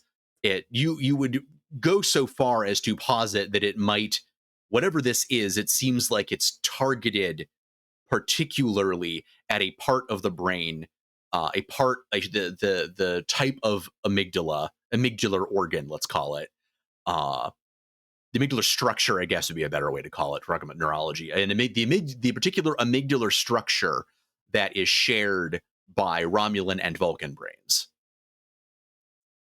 Okay. And I can't ascertain, based on the results, how the effects were administered. If it was like, say, um, so I guess we established it was psionic, so it would be something more of like the influence, similar to like a beta Z, where it's like a purely psychic as opposed to something like a chemical, Yes. either through like contact or breathing or anything like that. Yes. It You is would say something that that would have this, been like a psionic, like purely psychic. yeah, you're not detecting any chemical or like viral vector. This seems like it is an external psionic kind of stimulus, as would come from something like a beta Z. Although the scale at which this has occurred is more a much more significant manipulation than you have known like individual like psionic species to be able to do, at least on their own, at least uh not without some kind of like specialized amplifier or weapon. Interesting. Um, I am going to send that along in a report to first commander. But then I think I would try to get in contact with,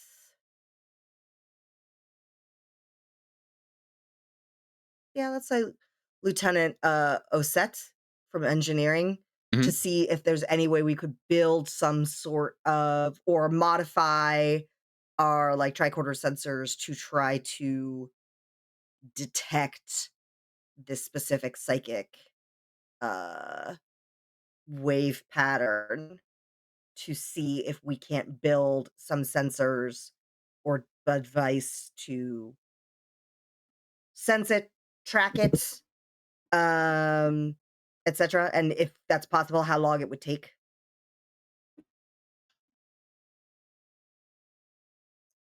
Osset actually will show up at your lab. Like, oh, you paged me? Yes, I have a possible project that I would need your collaboration on. I, So, I read the notes. yes. I'm fascinated. So what if I told you, don't promise not to laugh. What if I told you I was already working on something like that? I'd say that's perfect. Why would I laugh at that? I just so it's not supposed to like measure like psionic interference. It's Okay. mostly just supposed to um almost kind of act like an artificial empathic sensor, kind of like doing on a tricorder what betazoids can do telepathically Mhm. or instinctually. Mostly Interesting. I was going to use it for navigating parties, social situations, happy hours. Oh, I see. It just I find just, machines are easier for me than people are, Sure, and so sure, if I can quantify people, then sure. I am in a better position to be a people person. Mhm. I So understand. it's not perfect, definitely.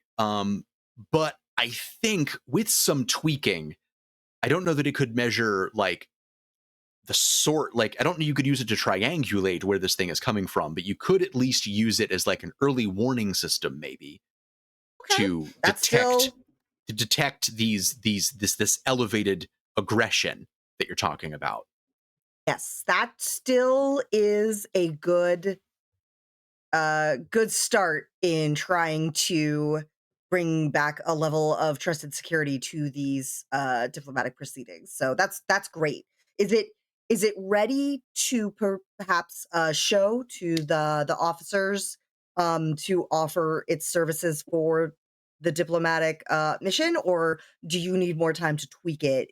Was it not ready yet? So my version's still in the prototype stage. I can. Oof. Okay. Well. Okay. Fortunately, I can. I have Dom help me with realigning the warp core. I can probably get you a prototype in about 8 hours. And how many do you think you'll need?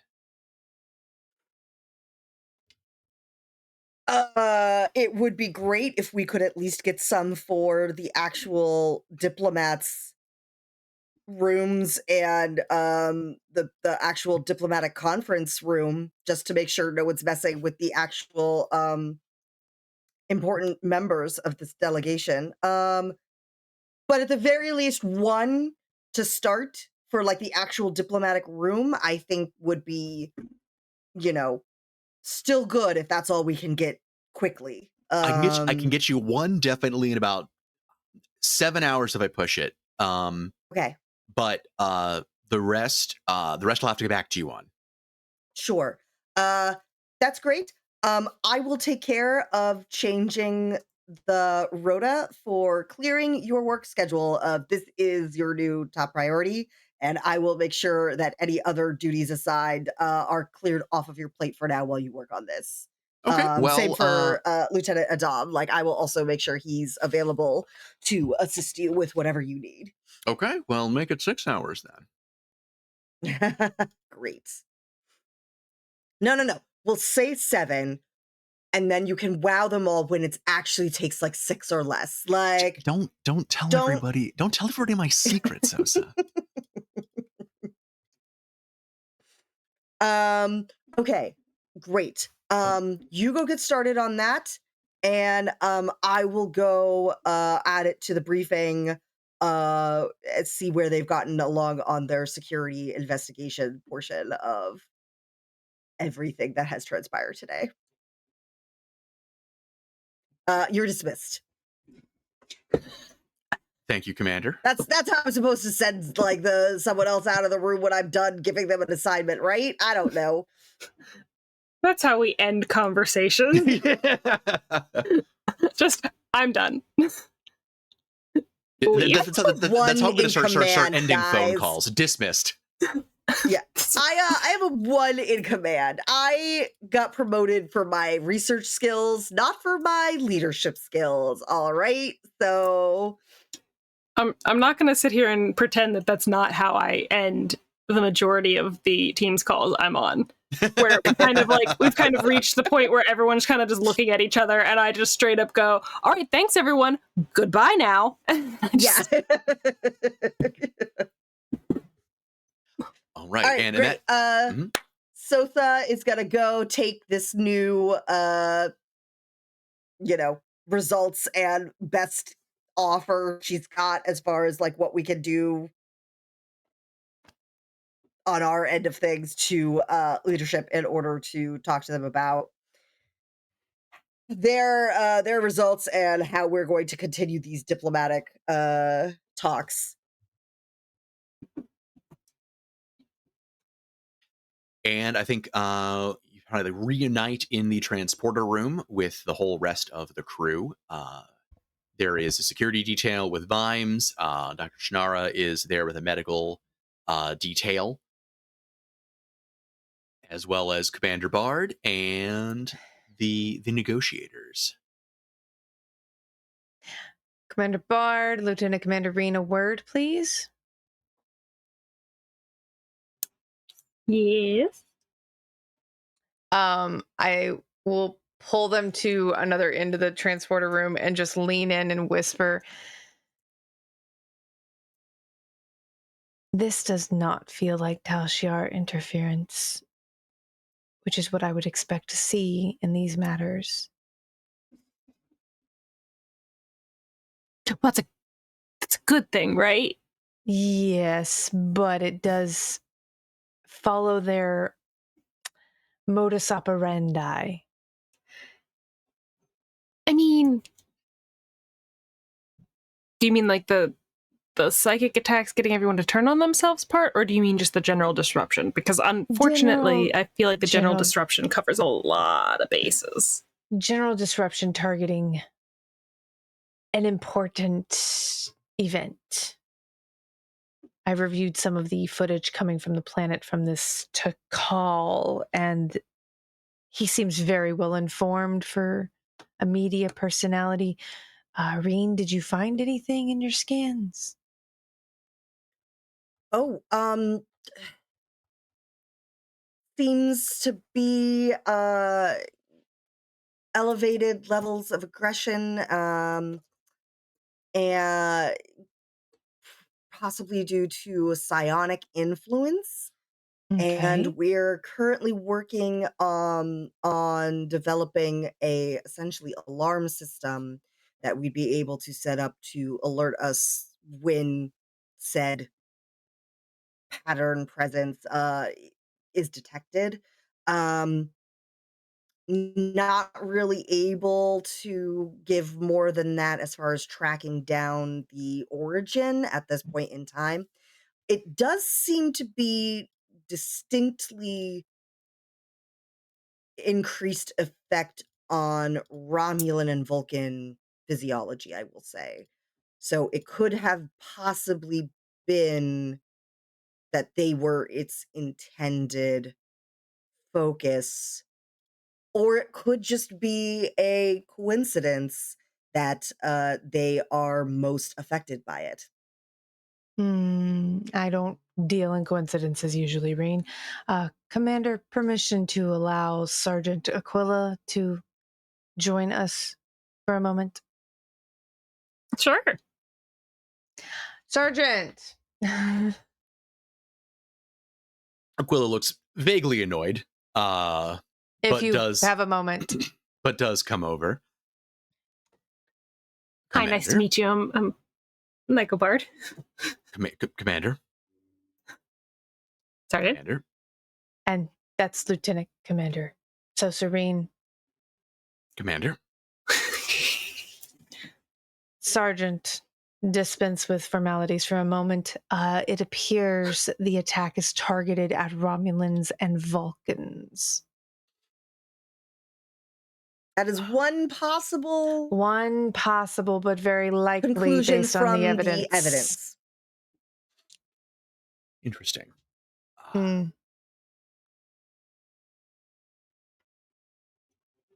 I am informed now. thank you. Sorry, I thought you were asking my opinion. I'm I not a scientist. If you have one, yeah. If you have one. I don't really have one. I'm not a scientist. You are a security specialist, Sergeant.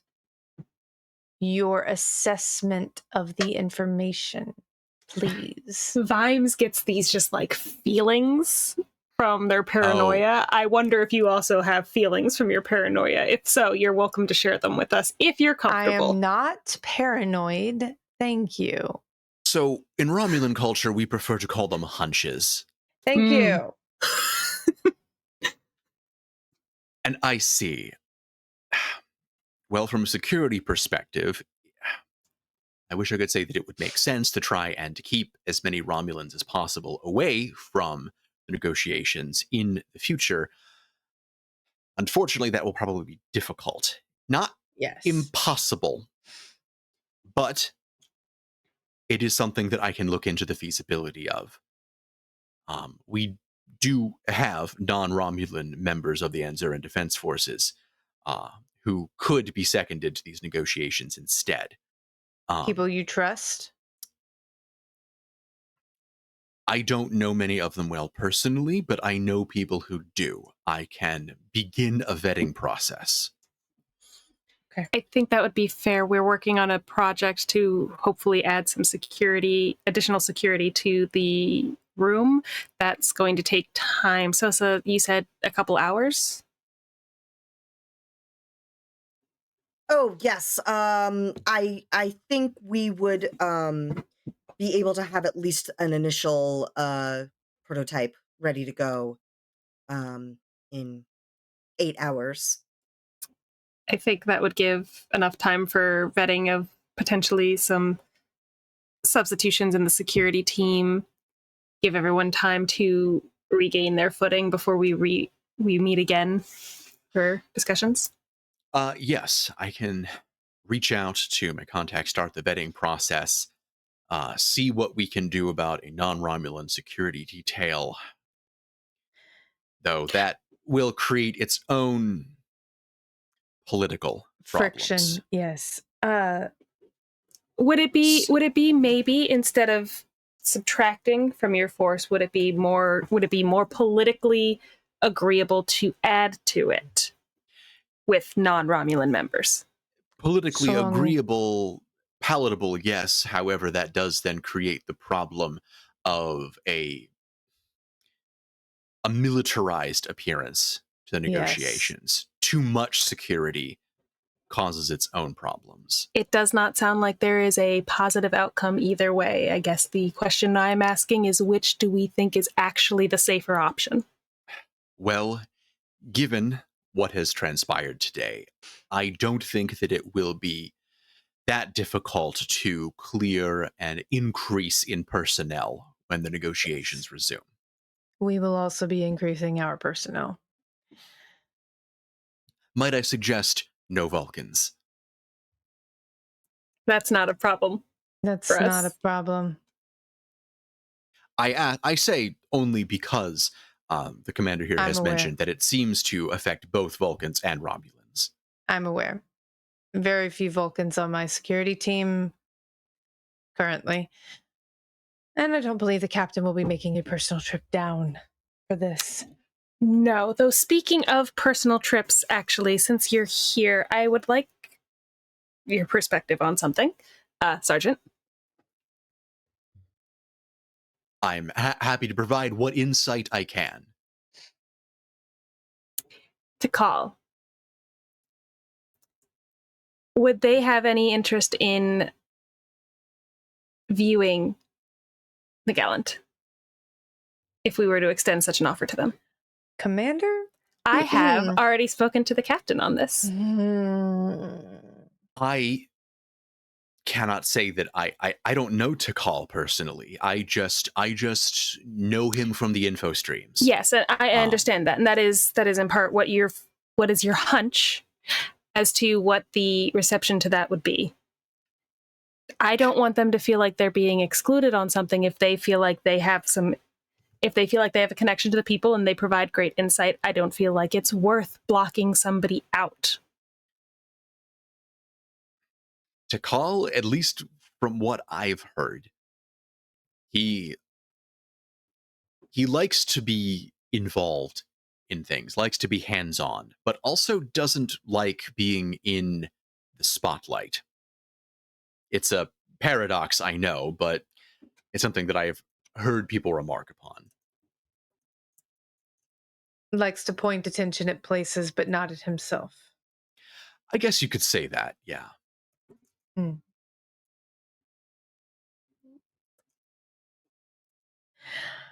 Would He wants to be seen as influential, but not seen, if that makes sense.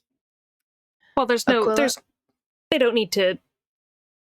Tikal does not need to tape themselves viewing the Gallant. It was just an offer if they would like to see it themselves. I can't see any harm in making the offer. I don't know if he'll accept, but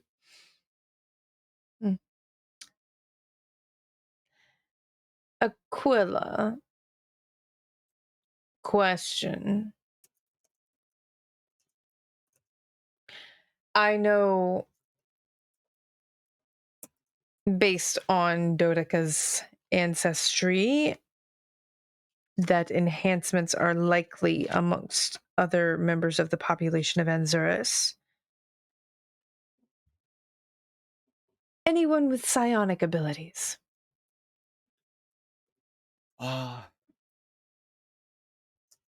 There are a few here and there we hear about. As you know, Anzuris was something of a pirate base for Yes. many years. Brendan is trying to remember the name of the species here a second. Illyrian? No, I know the Illyrians. There's a different one I'm thinking of. Oh.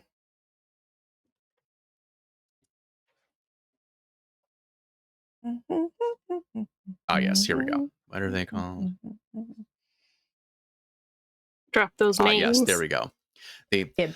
There are some Lethian traders that come through periodically. I know that they specialize in telepathic technologies, but they're not. I wouldn't say there's a large number of them. Okay. Thank you. Lieutenant Commander Ring, Commander Bard, if I am satisfied with the questions I had for the sergeant, if you had any, I'm going to go continue briefing. Goodbye. Bye, Vimes. And as Vimes walks away, Aquila lingers for a second and just asks, "Are they always so charming?" I mean, they can be more charming, but that's pretty standard for when they meet new people. They're great. They're great when you get them monologuing. They seem like they're great at parties. Oh, they're so much fun. We have an excellent book club. We play a good card game sometimes. They're a lot of fun. Are you What's happening here? When you make your friends paranoid on your behalf.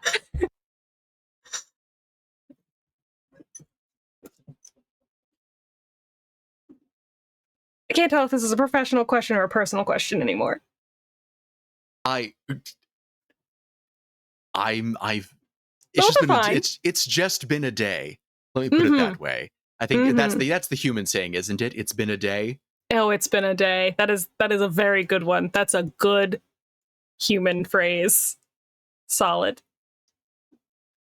Well, and then when you really want to emphasize how rough of a day it's been, you say, "It's been a week," and someone else will say, "It's only Tuesday."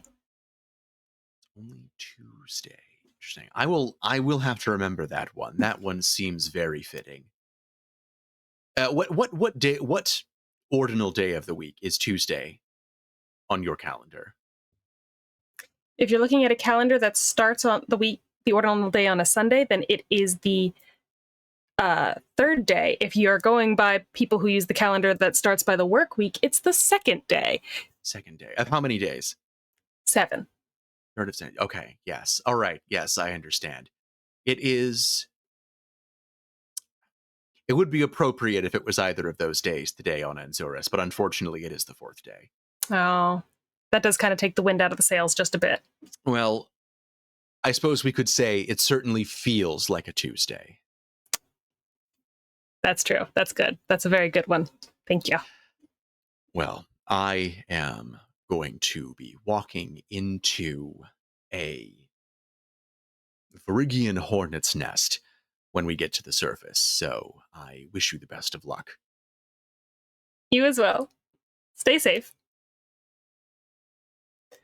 And then Nika's gonna turn to Sosa and it's like, "I don't think this counts as diplomating, but it is good public relations, right?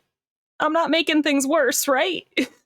Considering we had a shooting and someone died today, I don't think this is really going to be the reason why talks break down, if they break down. So I think you're fine. On that note, I'm going to go help work on the thing that's supposed to make sure we don't have a repeat of what happened today. Yeah, that's probably good. So, Thank you, Sosa. you're welcome. Thanks for letting me keep Ensign Biggs as my guinea pig while I was figuring that out. He's no probably problem. fine to get released from medbay at this point. So, Did he wake up or did you sedate him? He's probably awake now. And somewhere in sick bay, and Minx is just sitting bolt upright, just like, I saw the hat, man. He's probably fine. He's home now. He can find his way back to his bunk. If he doesn't, we'll just bring him back to medbay, and I'll figure out what the fuck is up with that. There you go. Happy returns. Right. So is staying on the ship or going to the surface? I was going wherever to work on the psionic detector that we're. Oh, with Lieutenant Ossett? Yes. Okay. Right. Yeah, that would be on the ship. Yeah. Okay. I Cool. Yes. Okay. Cool. All righty. In that case, I want to pick up with everyone else beaming to the surface. And it is quiet where you have set down, but you can hear a tremendous tumult from pretty much all around you. Just this shouting and murmuring. No gunfire, thankfully. And spreading out, you see that there are security teams going back and forth, basically trying to get a handle on the situation. And that there has been in the bottom floor of the building where the negotiations were occurring, there is a large, like, triage center, a makeshift clinic that is currently treating a large number of the wounded.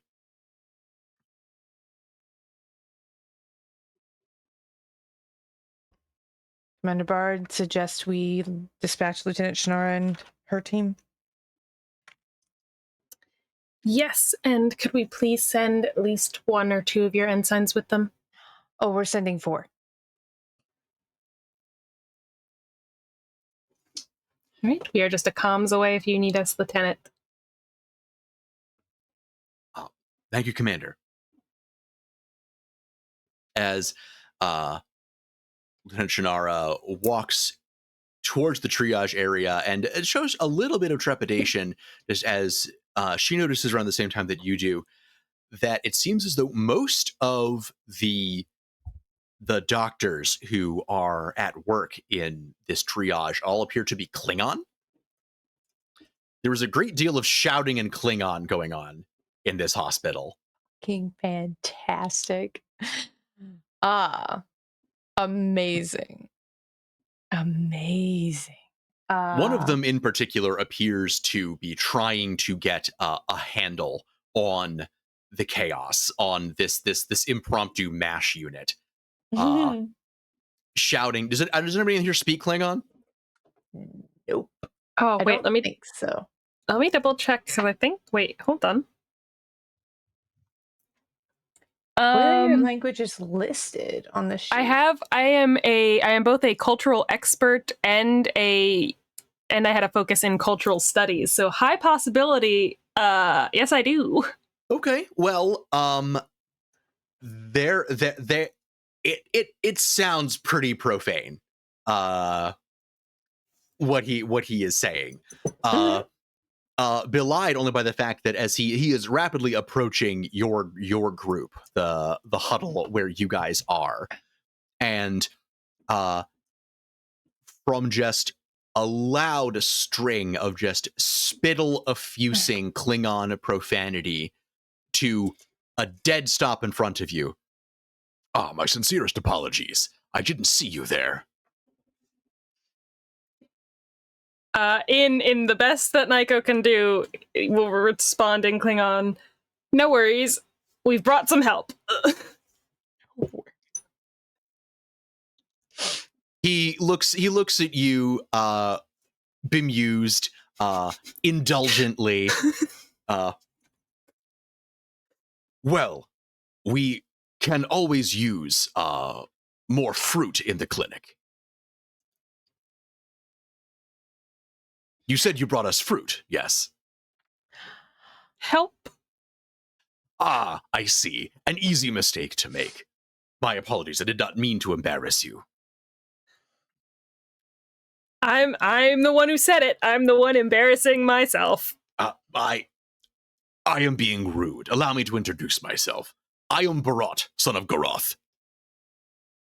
I am Nico Bard, child of Kevin.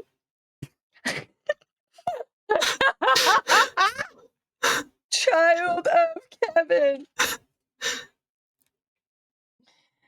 Oh my god. Oh my god. Child of Kevin. Child of Kevin.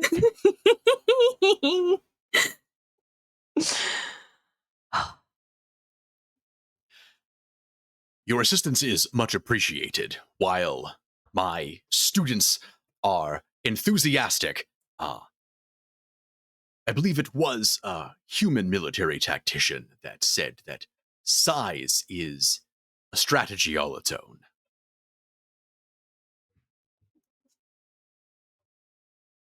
Haven't heard that one. Sounds good. It was, I'm terrible with my Earth history. It was, he was a conqueror of some kind. Neapolitan, I think perhaps was his name. Napoleon. Short guy.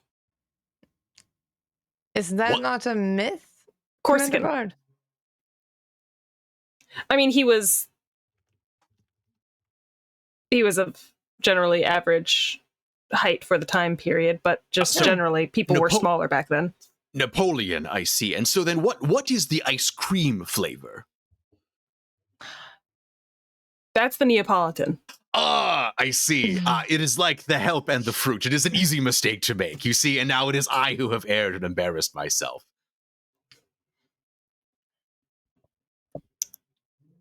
You're fun. I am glad that you think so. I often find that a sense of humor helps on the ward. Love him. This is Lieutenant Shannara. She's here to assist with some other members of the Gallant's medical crew, if you have space for them. Oh, there is more than enough work to go around. Lieutenant Shannara, please, you can make use of my office in the tent over there if you need to oversee your staff. Otherwise, my head nurse, Javad, should be able to help you diagnose with the triage. Would you be opposed to some extra security in case anyone becomes rowdy? I would never doubt your own abilities. My orderlies can generally take care of themselves, but if they can use a medical scanner, I will welcome them. That's like 2 of your team. That's like 2 of them. They can point and click. They are not stupid. They can be trained quickly. I have heard this of Starfleet. Very versatile. Yes. 4. With Lieutenant Shannara and her staff. Excellent. Your aid in this battle is greatly appreciated. As is yours. Thank you. Were you already on Anzurus, pardon? Yes. I maintain a medical school here, primarily for Klingons. Thank you. I am trying to do my best to show the youth there is a path to glory that needn't involve death. That glory may be won with a scalpel as well as with a mek'leth.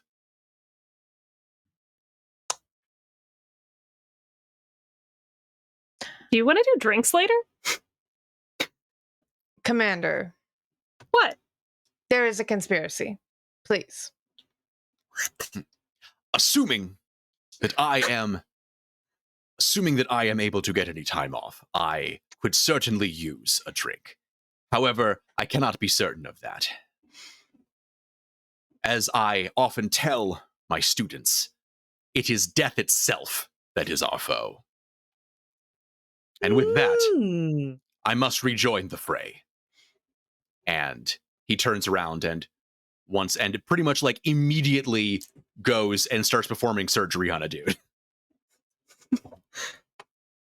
I do like them. They're nice. That was nice. Mm. Mm. Conspiracy. Okay, Nico. well, after the conspiracy, clearly. After. After we solve the conspiracy, drinks with the fun Klingon doctor. Yes. Listen. I'm trying to improve Starfleet relations here. Okay, Riker. Hey. All right. So, what is your guys' first move now that you're here on the planet? Oh boy. What you got? I guess we gotta. I mean, I'm assuming Dotica and Vani have gone to go make their physical appearances known, so that it's like, hey, look. Yeah, trying to stay ahead of the bots spamming the infonet with the Federation kidnapped our ambassadors. Yes. I think what I want to do with Vimes is I want to see if we can we didn't really look around the building too much when we got here. We kind of went straight in. I want to see if we can find any place where there's a good vantage point of the room. Conference room where somebody, based on what Sosa was telling us, that it's a psionic influence. I want to see if we can find some place where somebody could maybe be standing and have a good view on. Start there. Yeah, and I wasn't given a chance to actually clear the room before we even got there, so I kind of want to get in there and poke around. So, same deal. We have the same goal. Yeah, I just want to check it out while they finish. While everyone else is, scanning the building proper. We want to go take a look at the room. Mm-hmm.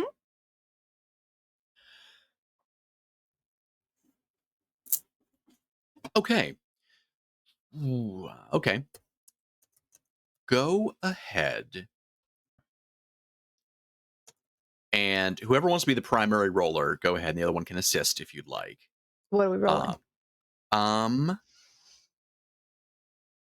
Go with reason security. So that would be rolling under an 11 for me. I got a 15. Okay. And I have a focus in investigation and a background or an upbringing of science and technology. Okay. So I'm thinking I can leverage that as well. I think you can. If I also I have the talent testing a theory, which if we're using engineering or science as one of the skills, that's an automatic free additional D20 if I assist Vimes. Given the circumstances that are going on behind the scenes, I will say that science and engineering is relevant since you're talking about a weapon. And what like the area of effect would be or something like that. Like the projector radius, basically. I will, even though it's not science or engineering, I will let you apply the extra D20. Okay. So that would be, so that'll give you another one to roll. So how many is that total then? So basically, base 3. So you get your base 2, then you get the 3 for Bard's ability. And so you're applying your specialization, which basically like expands the crit range. Okay. On it. Okay. And then the upbringing of science and technology, so I know kind of roughly where the best placement for a device like that might be. Yeah, because the upbringing really just kind of gives you like some of the extra skills that you have on your sheet. Okay. But I'll allow that to flavor the information that you get. Okay. So still just 3d20. Yeah, 3d20 rolling under, but then I believe it's like anything under 5 is a crit. As a crit, yeah. Okay. But I base have to run under a 15. Okay. Yes, yeah. Got a I one? rolled a 1. Hold on, I'm gonna keep going. Oh, I threw that dice on the floor. Well, that was a crit, so that was a 20. We don't want that one. We don't want And- him. Get him out of And here. an 11. Get I got outta a here. 1 and an 11. Okay. All right. So that comes to 3 successes total. Yeah. Okay. You are scanning the room, both literally and metaphorically. Not finding any like weird residues or anything like that. You're checking the surrounding buildings, looking at the schematics of the building. You're also pulling in the reports of the violence that erupted, which went through a good chunk of the floors below you and outside and into the street. And taking a moment to step back, because initially you're looking at it from a like treating this weapon as like a gun, like a hate ray, you know, that someone's zapping you at, that like a sniper would do the opposite of shooting you with friendship damage, and would shoot you with like enemy damage. But then both of your backgrounds in science and engineering kind of makes you both take a step back and go, what, let's think about this in like geometric space. And you sort of like map it out like a sphere around the building. Like emanating from a starting point and moving outward in all directions, like a field. And the model that seems to line up the best with the people that were affected and like the radius that you'd be talking about would indicate to you that wherever this field originated, with the starting point of it would had to have been in the room with you.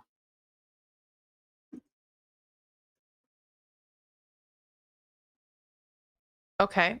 And so what is that if we're then start like flipping furniture over and like scanning the walls and stuff, where is the most likely? Is it a physical object that is on a piece of furniture, or is it on someone's person? So tearing the room Because I would have apart. searched anyone who came on the Gallant. So tearing apart the room, you don't see Mhm. anything. And you didn't find anything in your search of people on the Gallant. So someone took it out of the room. Possibly, or maybe they just hid it from you.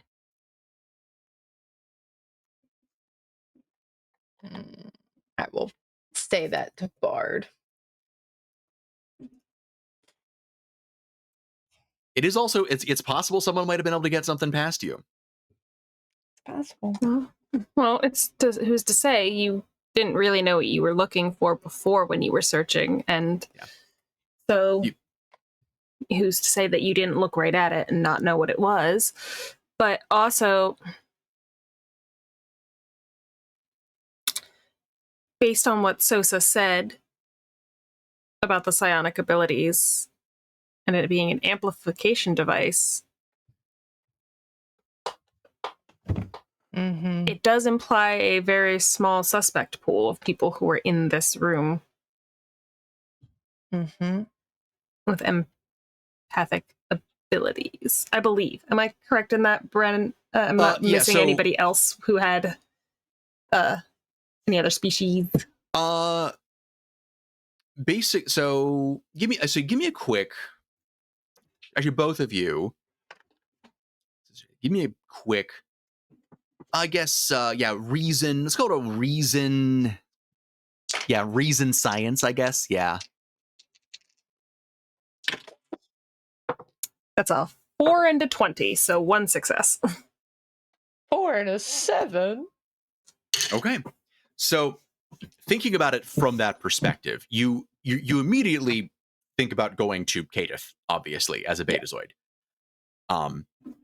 But then as you think about it, you realize that your thesis is somewhat complicated by as you're going through the list of like, well, what species have like empathic or telepathic abilities, and ones you do immediately go to is Vulcan.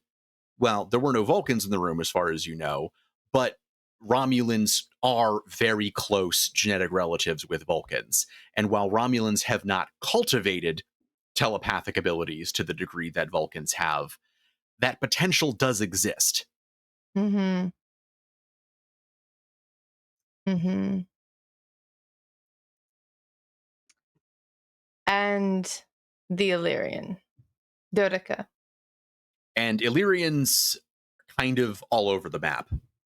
So because of the way that they use genetic engineering, they have all kinds of weird traits. Mm. Who better to bring to negotiations with the Betazoid than a telepath? Potentially, but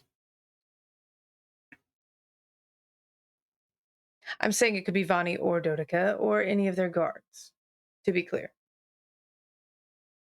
Or it could be Katith. Did not like how dismissive they were of you. that I don't really hold against them. Lots of people look at me and think I'm a child. I'm a human. My lifespan is small Short. and my development takes longer than most other species. Hmm. And I think while you are contemplating this question, we're going to pivot back up to the Gallant. What are you doing? I know so you're working on this device with Osset. Are you doing any other research as well while you're doing this? I'd say so.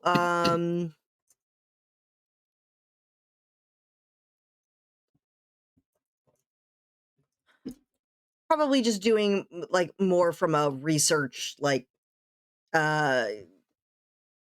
referencing older case files, see if there's any precedents or indication of a similar reaction due to presence of psionic exterior influences. Okay. Yeah. Okay. Give me a reason science. I'm gonna reason the shit out of that science. I'm so reasonable. So much So science! reasonable. What are you? Okay. Those are both successes. Very cool. I think you're going through the databases, looking through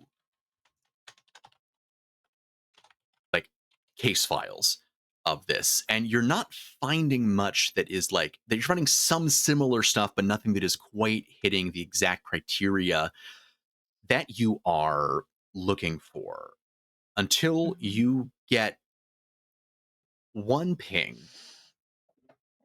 It is an incomplete record that happens to be in the Federation databases because of record sharing with Vulcan, one of its constituent worlds.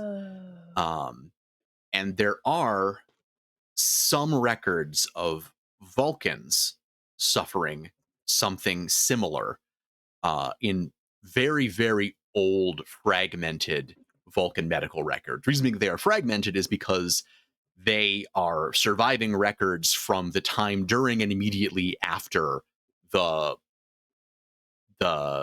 Civil War on Vulcan, like the burning times. Yeah.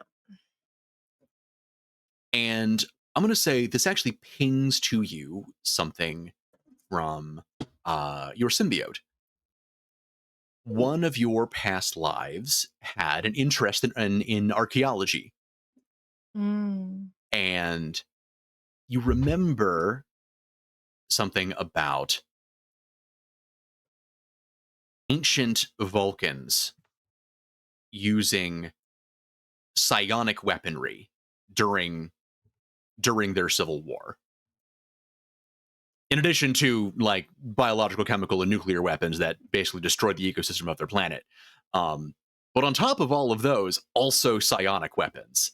Weapons that are generally regarded as terrible in their implications. Nearly all of them are considered to be lost at this point, though at least one offshoot culture of the Vulcans did continue to use them, which was the Debrune. The Debrune are extinct now, but they are known to have populated worlds in between what is now Federation and Romulan space during their existence. Interesting. And do any of this like, you know, historical data of what the weapons look like, does it include what the weapons look like? Were they like large? Was it handheld like a phaser? Like when this technology existed historically, is there any description of like what it looked like at that point in time?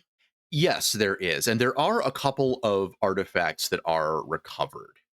Most notably the Stone of Goal, which is a surviving example of one of these psionic weapons.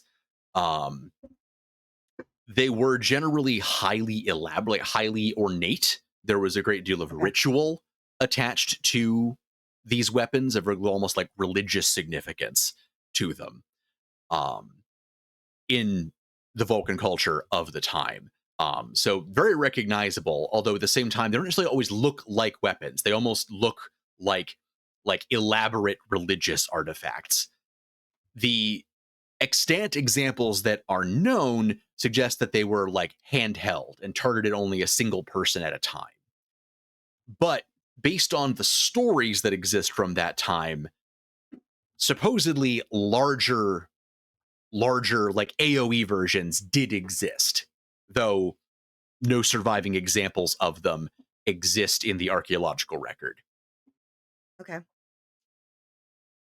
Interesting. Okay.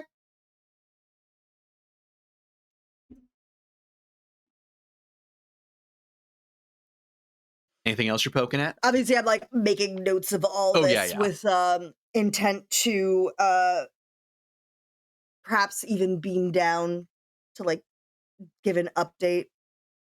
Or actually, you know what? Would this be a secure channel to go over the? Probably not. She probably would want to like update them in person. So if I'm down things to are meet my going new well, boyfriend. I need to know for when we're Nyko's like gonna play gossiping during doctor our with card them. game later. Yeah, so if things are going well with if they're on track with the prototype, and they don't really need me, I will go ahead and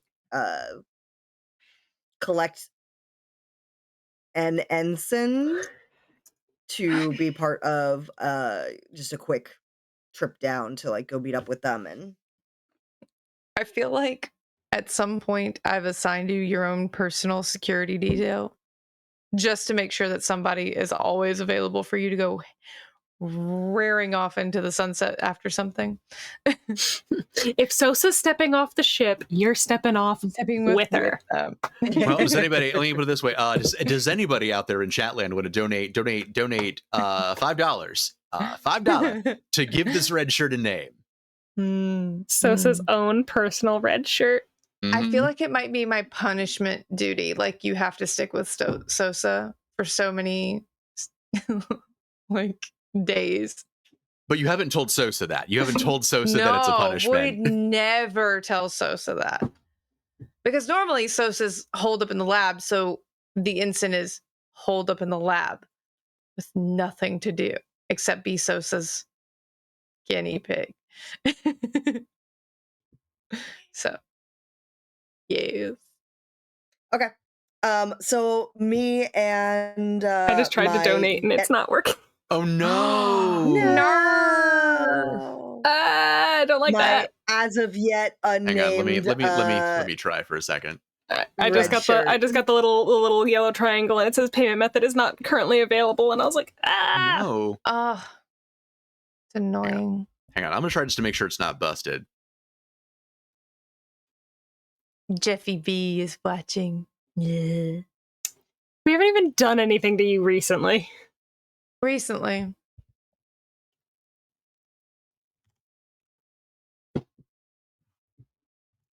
Should start calling him Beffy Hazos. It's similar to how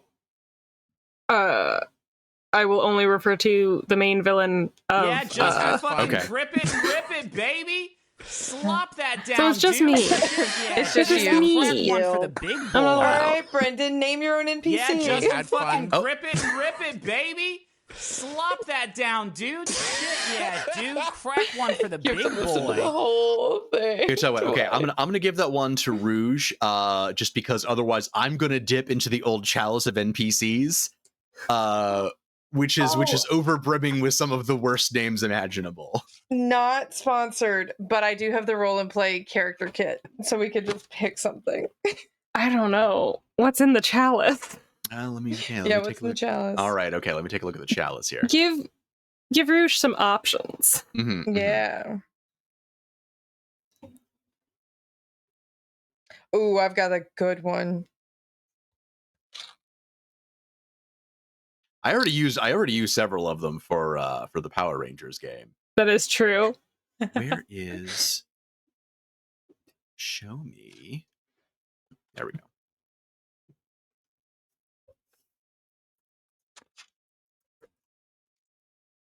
What do we got? There. Oh wait, Dave.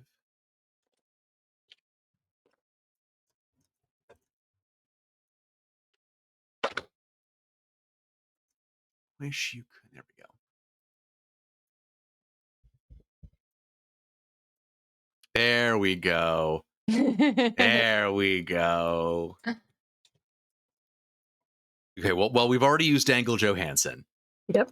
Hang on. I'm just gonna drop this in the. I'm gonna drop this in the NPCs channel. The chalice of NPCs. Oh no, dead Tom.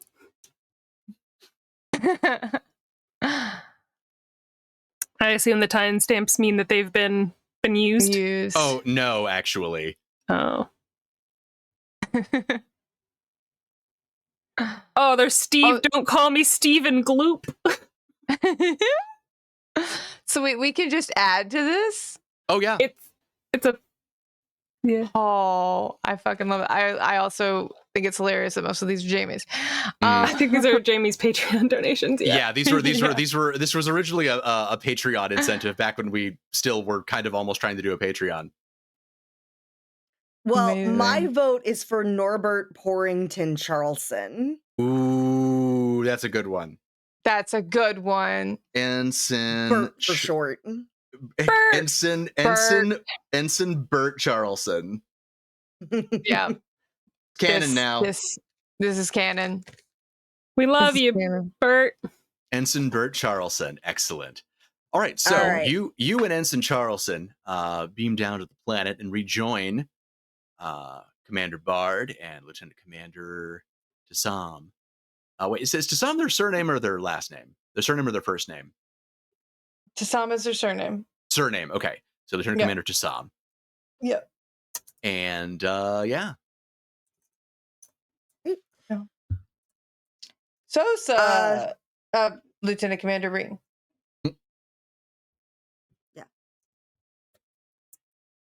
So how goes the investigation on this end? It originated in this room. Also, I met a really nice Klingon doctor. Oh, did you? I did. Oh no. Nyko just head over heels Conspiracy. for Barot. Both of you. Conspiracy. Murder.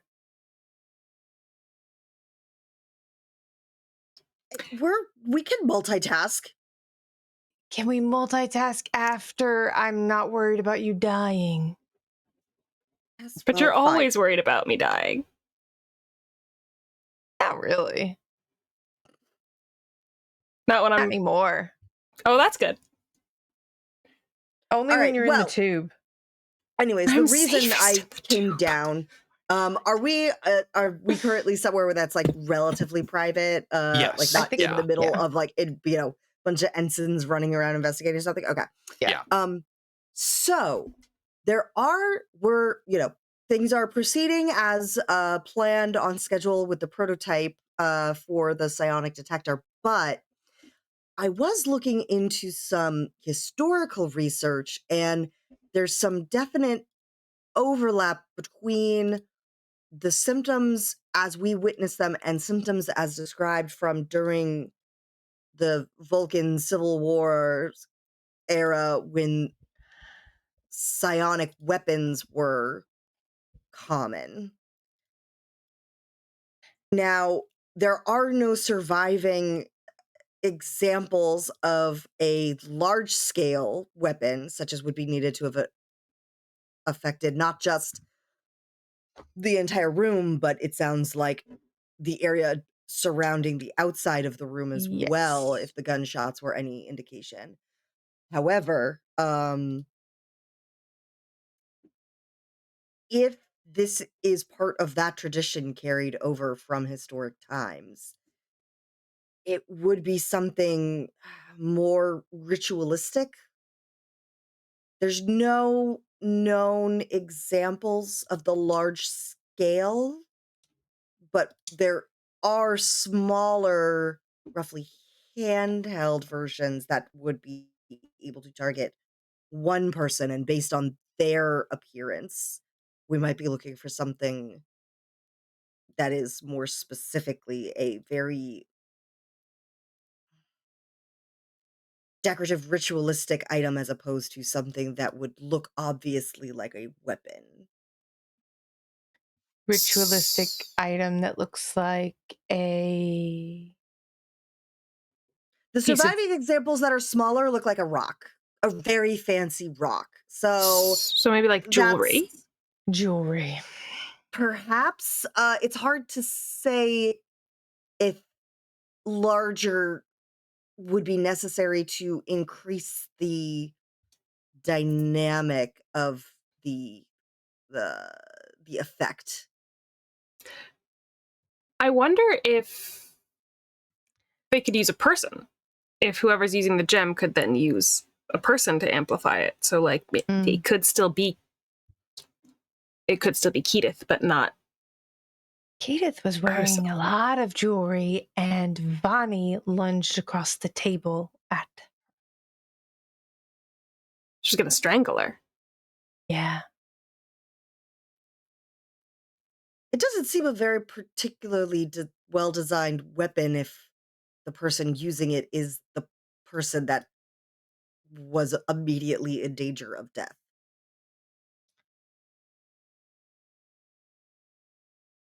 Paranoia Talking says, what better way to get the talks to fail than to have it look like the other side attacked you?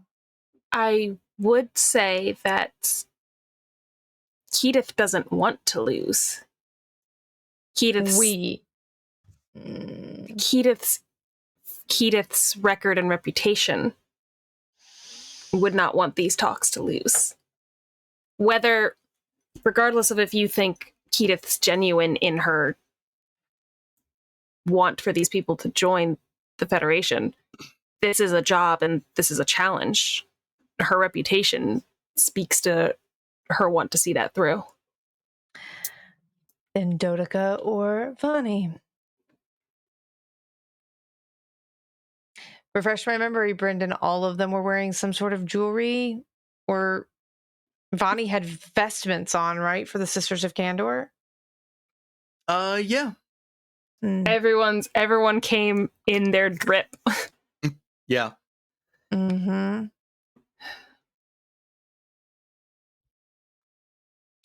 We could maybe make a request for the talks tomorrow to be in a less formal dress situation. We could make the request to maybe. Does Anzuris have a moon that is habitable? You want to go to the moon? Oh, I want to go to the moon. The talks, just the talks in their spacesuits. Yes.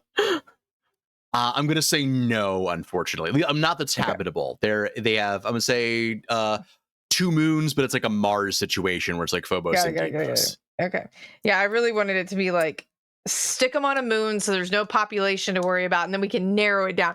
But this is fine. I can work with this. Good plan. Remote. I always love a moon plan. I was like, remote location. What's more remote than the moon? Love a moon plan. Love a moon. Yeah, then suggestion is a remote location. Minimize casualties. Draw them out. And I think it is while, to Sam, you are musing on this, sort of like hands behind your back, kind of like monologuing, as you are wont to do sometimes. You are looking out a window into the streets of Anzuris below you, and you can see on a large screen overlooking the street that there are several data feeds going through. Like it's split screening between multiple different info streams at any given time. Not all of which, but several of which are still actively reporting on the rioting that broke out at the Federation admittance talks. Varying casualty numbers. Some of them are still reporting that the diplomats were kidnapped, although others are now reporting that they have actually been, found, and they are saying that they were not kidnapped. In amongst these, you do see that one of them is commenting on the fact that one of the info streams has not yet retracted their assertion that the diplomats were kidnapped, in that news media infighting sort of way. And specifically, it is Takal's network that has not yet retracted the assertion that the diplomats were kidnapped. And as part of this news story reporting on the news, they are showing a picture of Takal, which it's a picture in motion. There don't seem to be very many good pictures of him. Is a picture in motion of him sort of holding in the process of bringing a briefcase up to a pad to cover his face as he's walking from a transport into a building. And yeah, it seems like you're probably already one step ahead of me here. You recognize him. He is older now, but he is unmistakably the guy who was at Rala's place when you went to see him. I think Vimes is monologuing, sees that, zeroes in, motherfucker. And I think that's where we're going to end this session. Meanwhile, in the background, Nico and Sosa are just standing next to each other, and it's like, oh, I think she got a scent.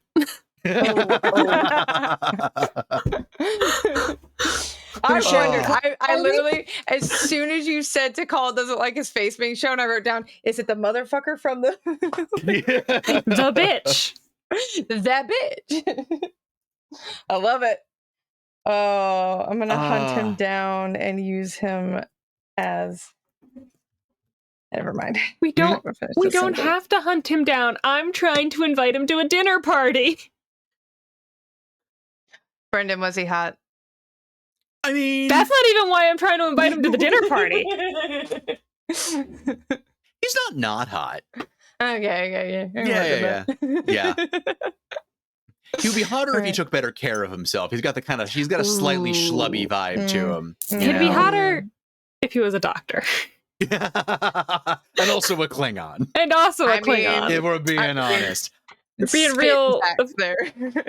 So thank you everyone so much who has joined us this evening. If you hung out, if you chatted, if you donated especially, it really does mean the world to us. None of this would be possible without the donations that you guys give to the cause that we are raising money for.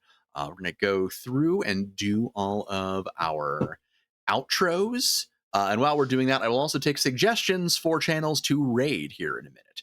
But while we're doing that, let's start off with Cass. Hi, everybody. I am Cass. I am better known as Yoda Yoda Mighty on the socials. Let's see. The next time you will see me on a stream is next Thursday. Tomorrow would normally be a redacted night here on LFTA, but JD and my brother's getting married this weekend, so I have responsibilities. And so we did my individual stream this past Sunday. Please go watch the VOD. We had a time. But alternating Thursdays, I'm over on Entropy Emporium, where Will of LFTA Notoriety runs our Girl by Moonlight. I said what I said. Runs our Girl by Moonlight campaign of God Complex, where we pilot the husks of dead gods to fight interdimensional space kaiju.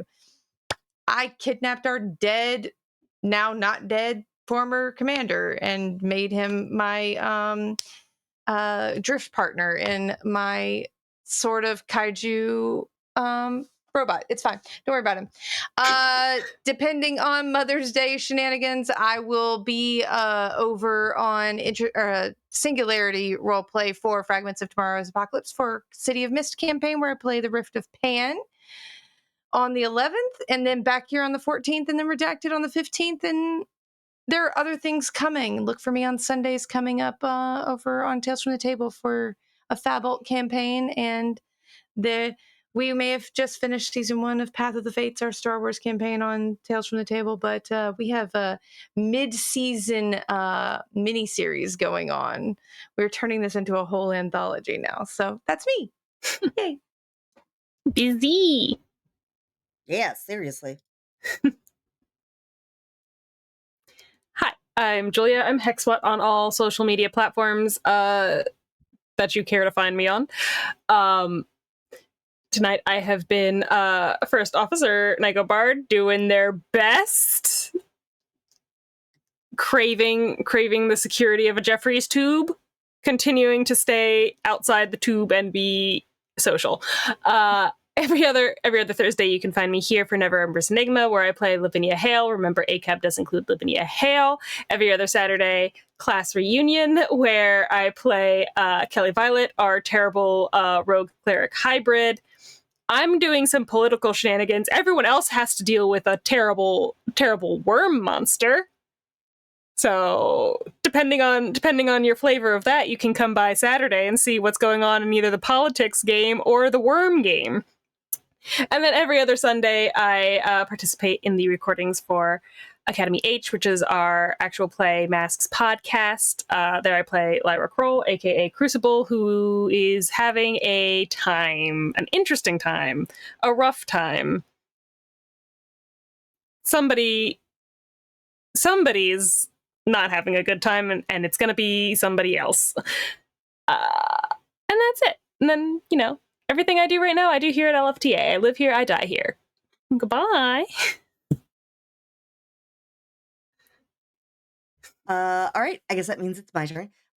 So I don't have a lot going on, actually. The game that I have been in at LFTA for years now, Veilbreakers, is in fact wrapping this coming Sunday, assuming that Game Master Andy doesn't get yanked into work by an emergency at the last second. But we did our big fight in a special what was that, 6-hour long session.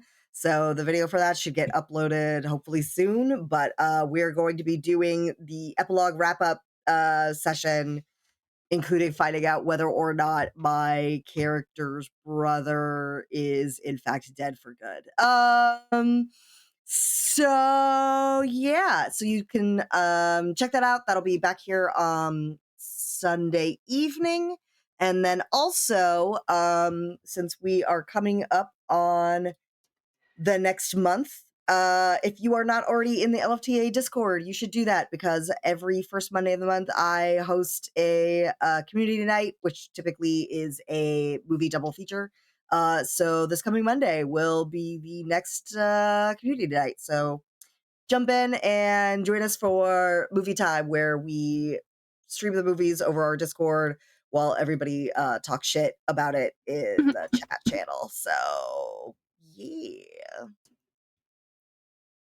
It's always a good time. And I guess that once again leaves me. Hi, everybody. I have been Brendan, your game master. When I am not doing this, I am also playing Alex Sandowski, aka Victory, over on Academy H, our Mask Actual Play podcast, which Julia mentioned, where he's also having a time. Not as bad of a time, but is kind of now trying to keep the band together, I guess. And not super comfortable in that role, but is going to have to get used to it one way or the other. So You're in charge now. I know. No.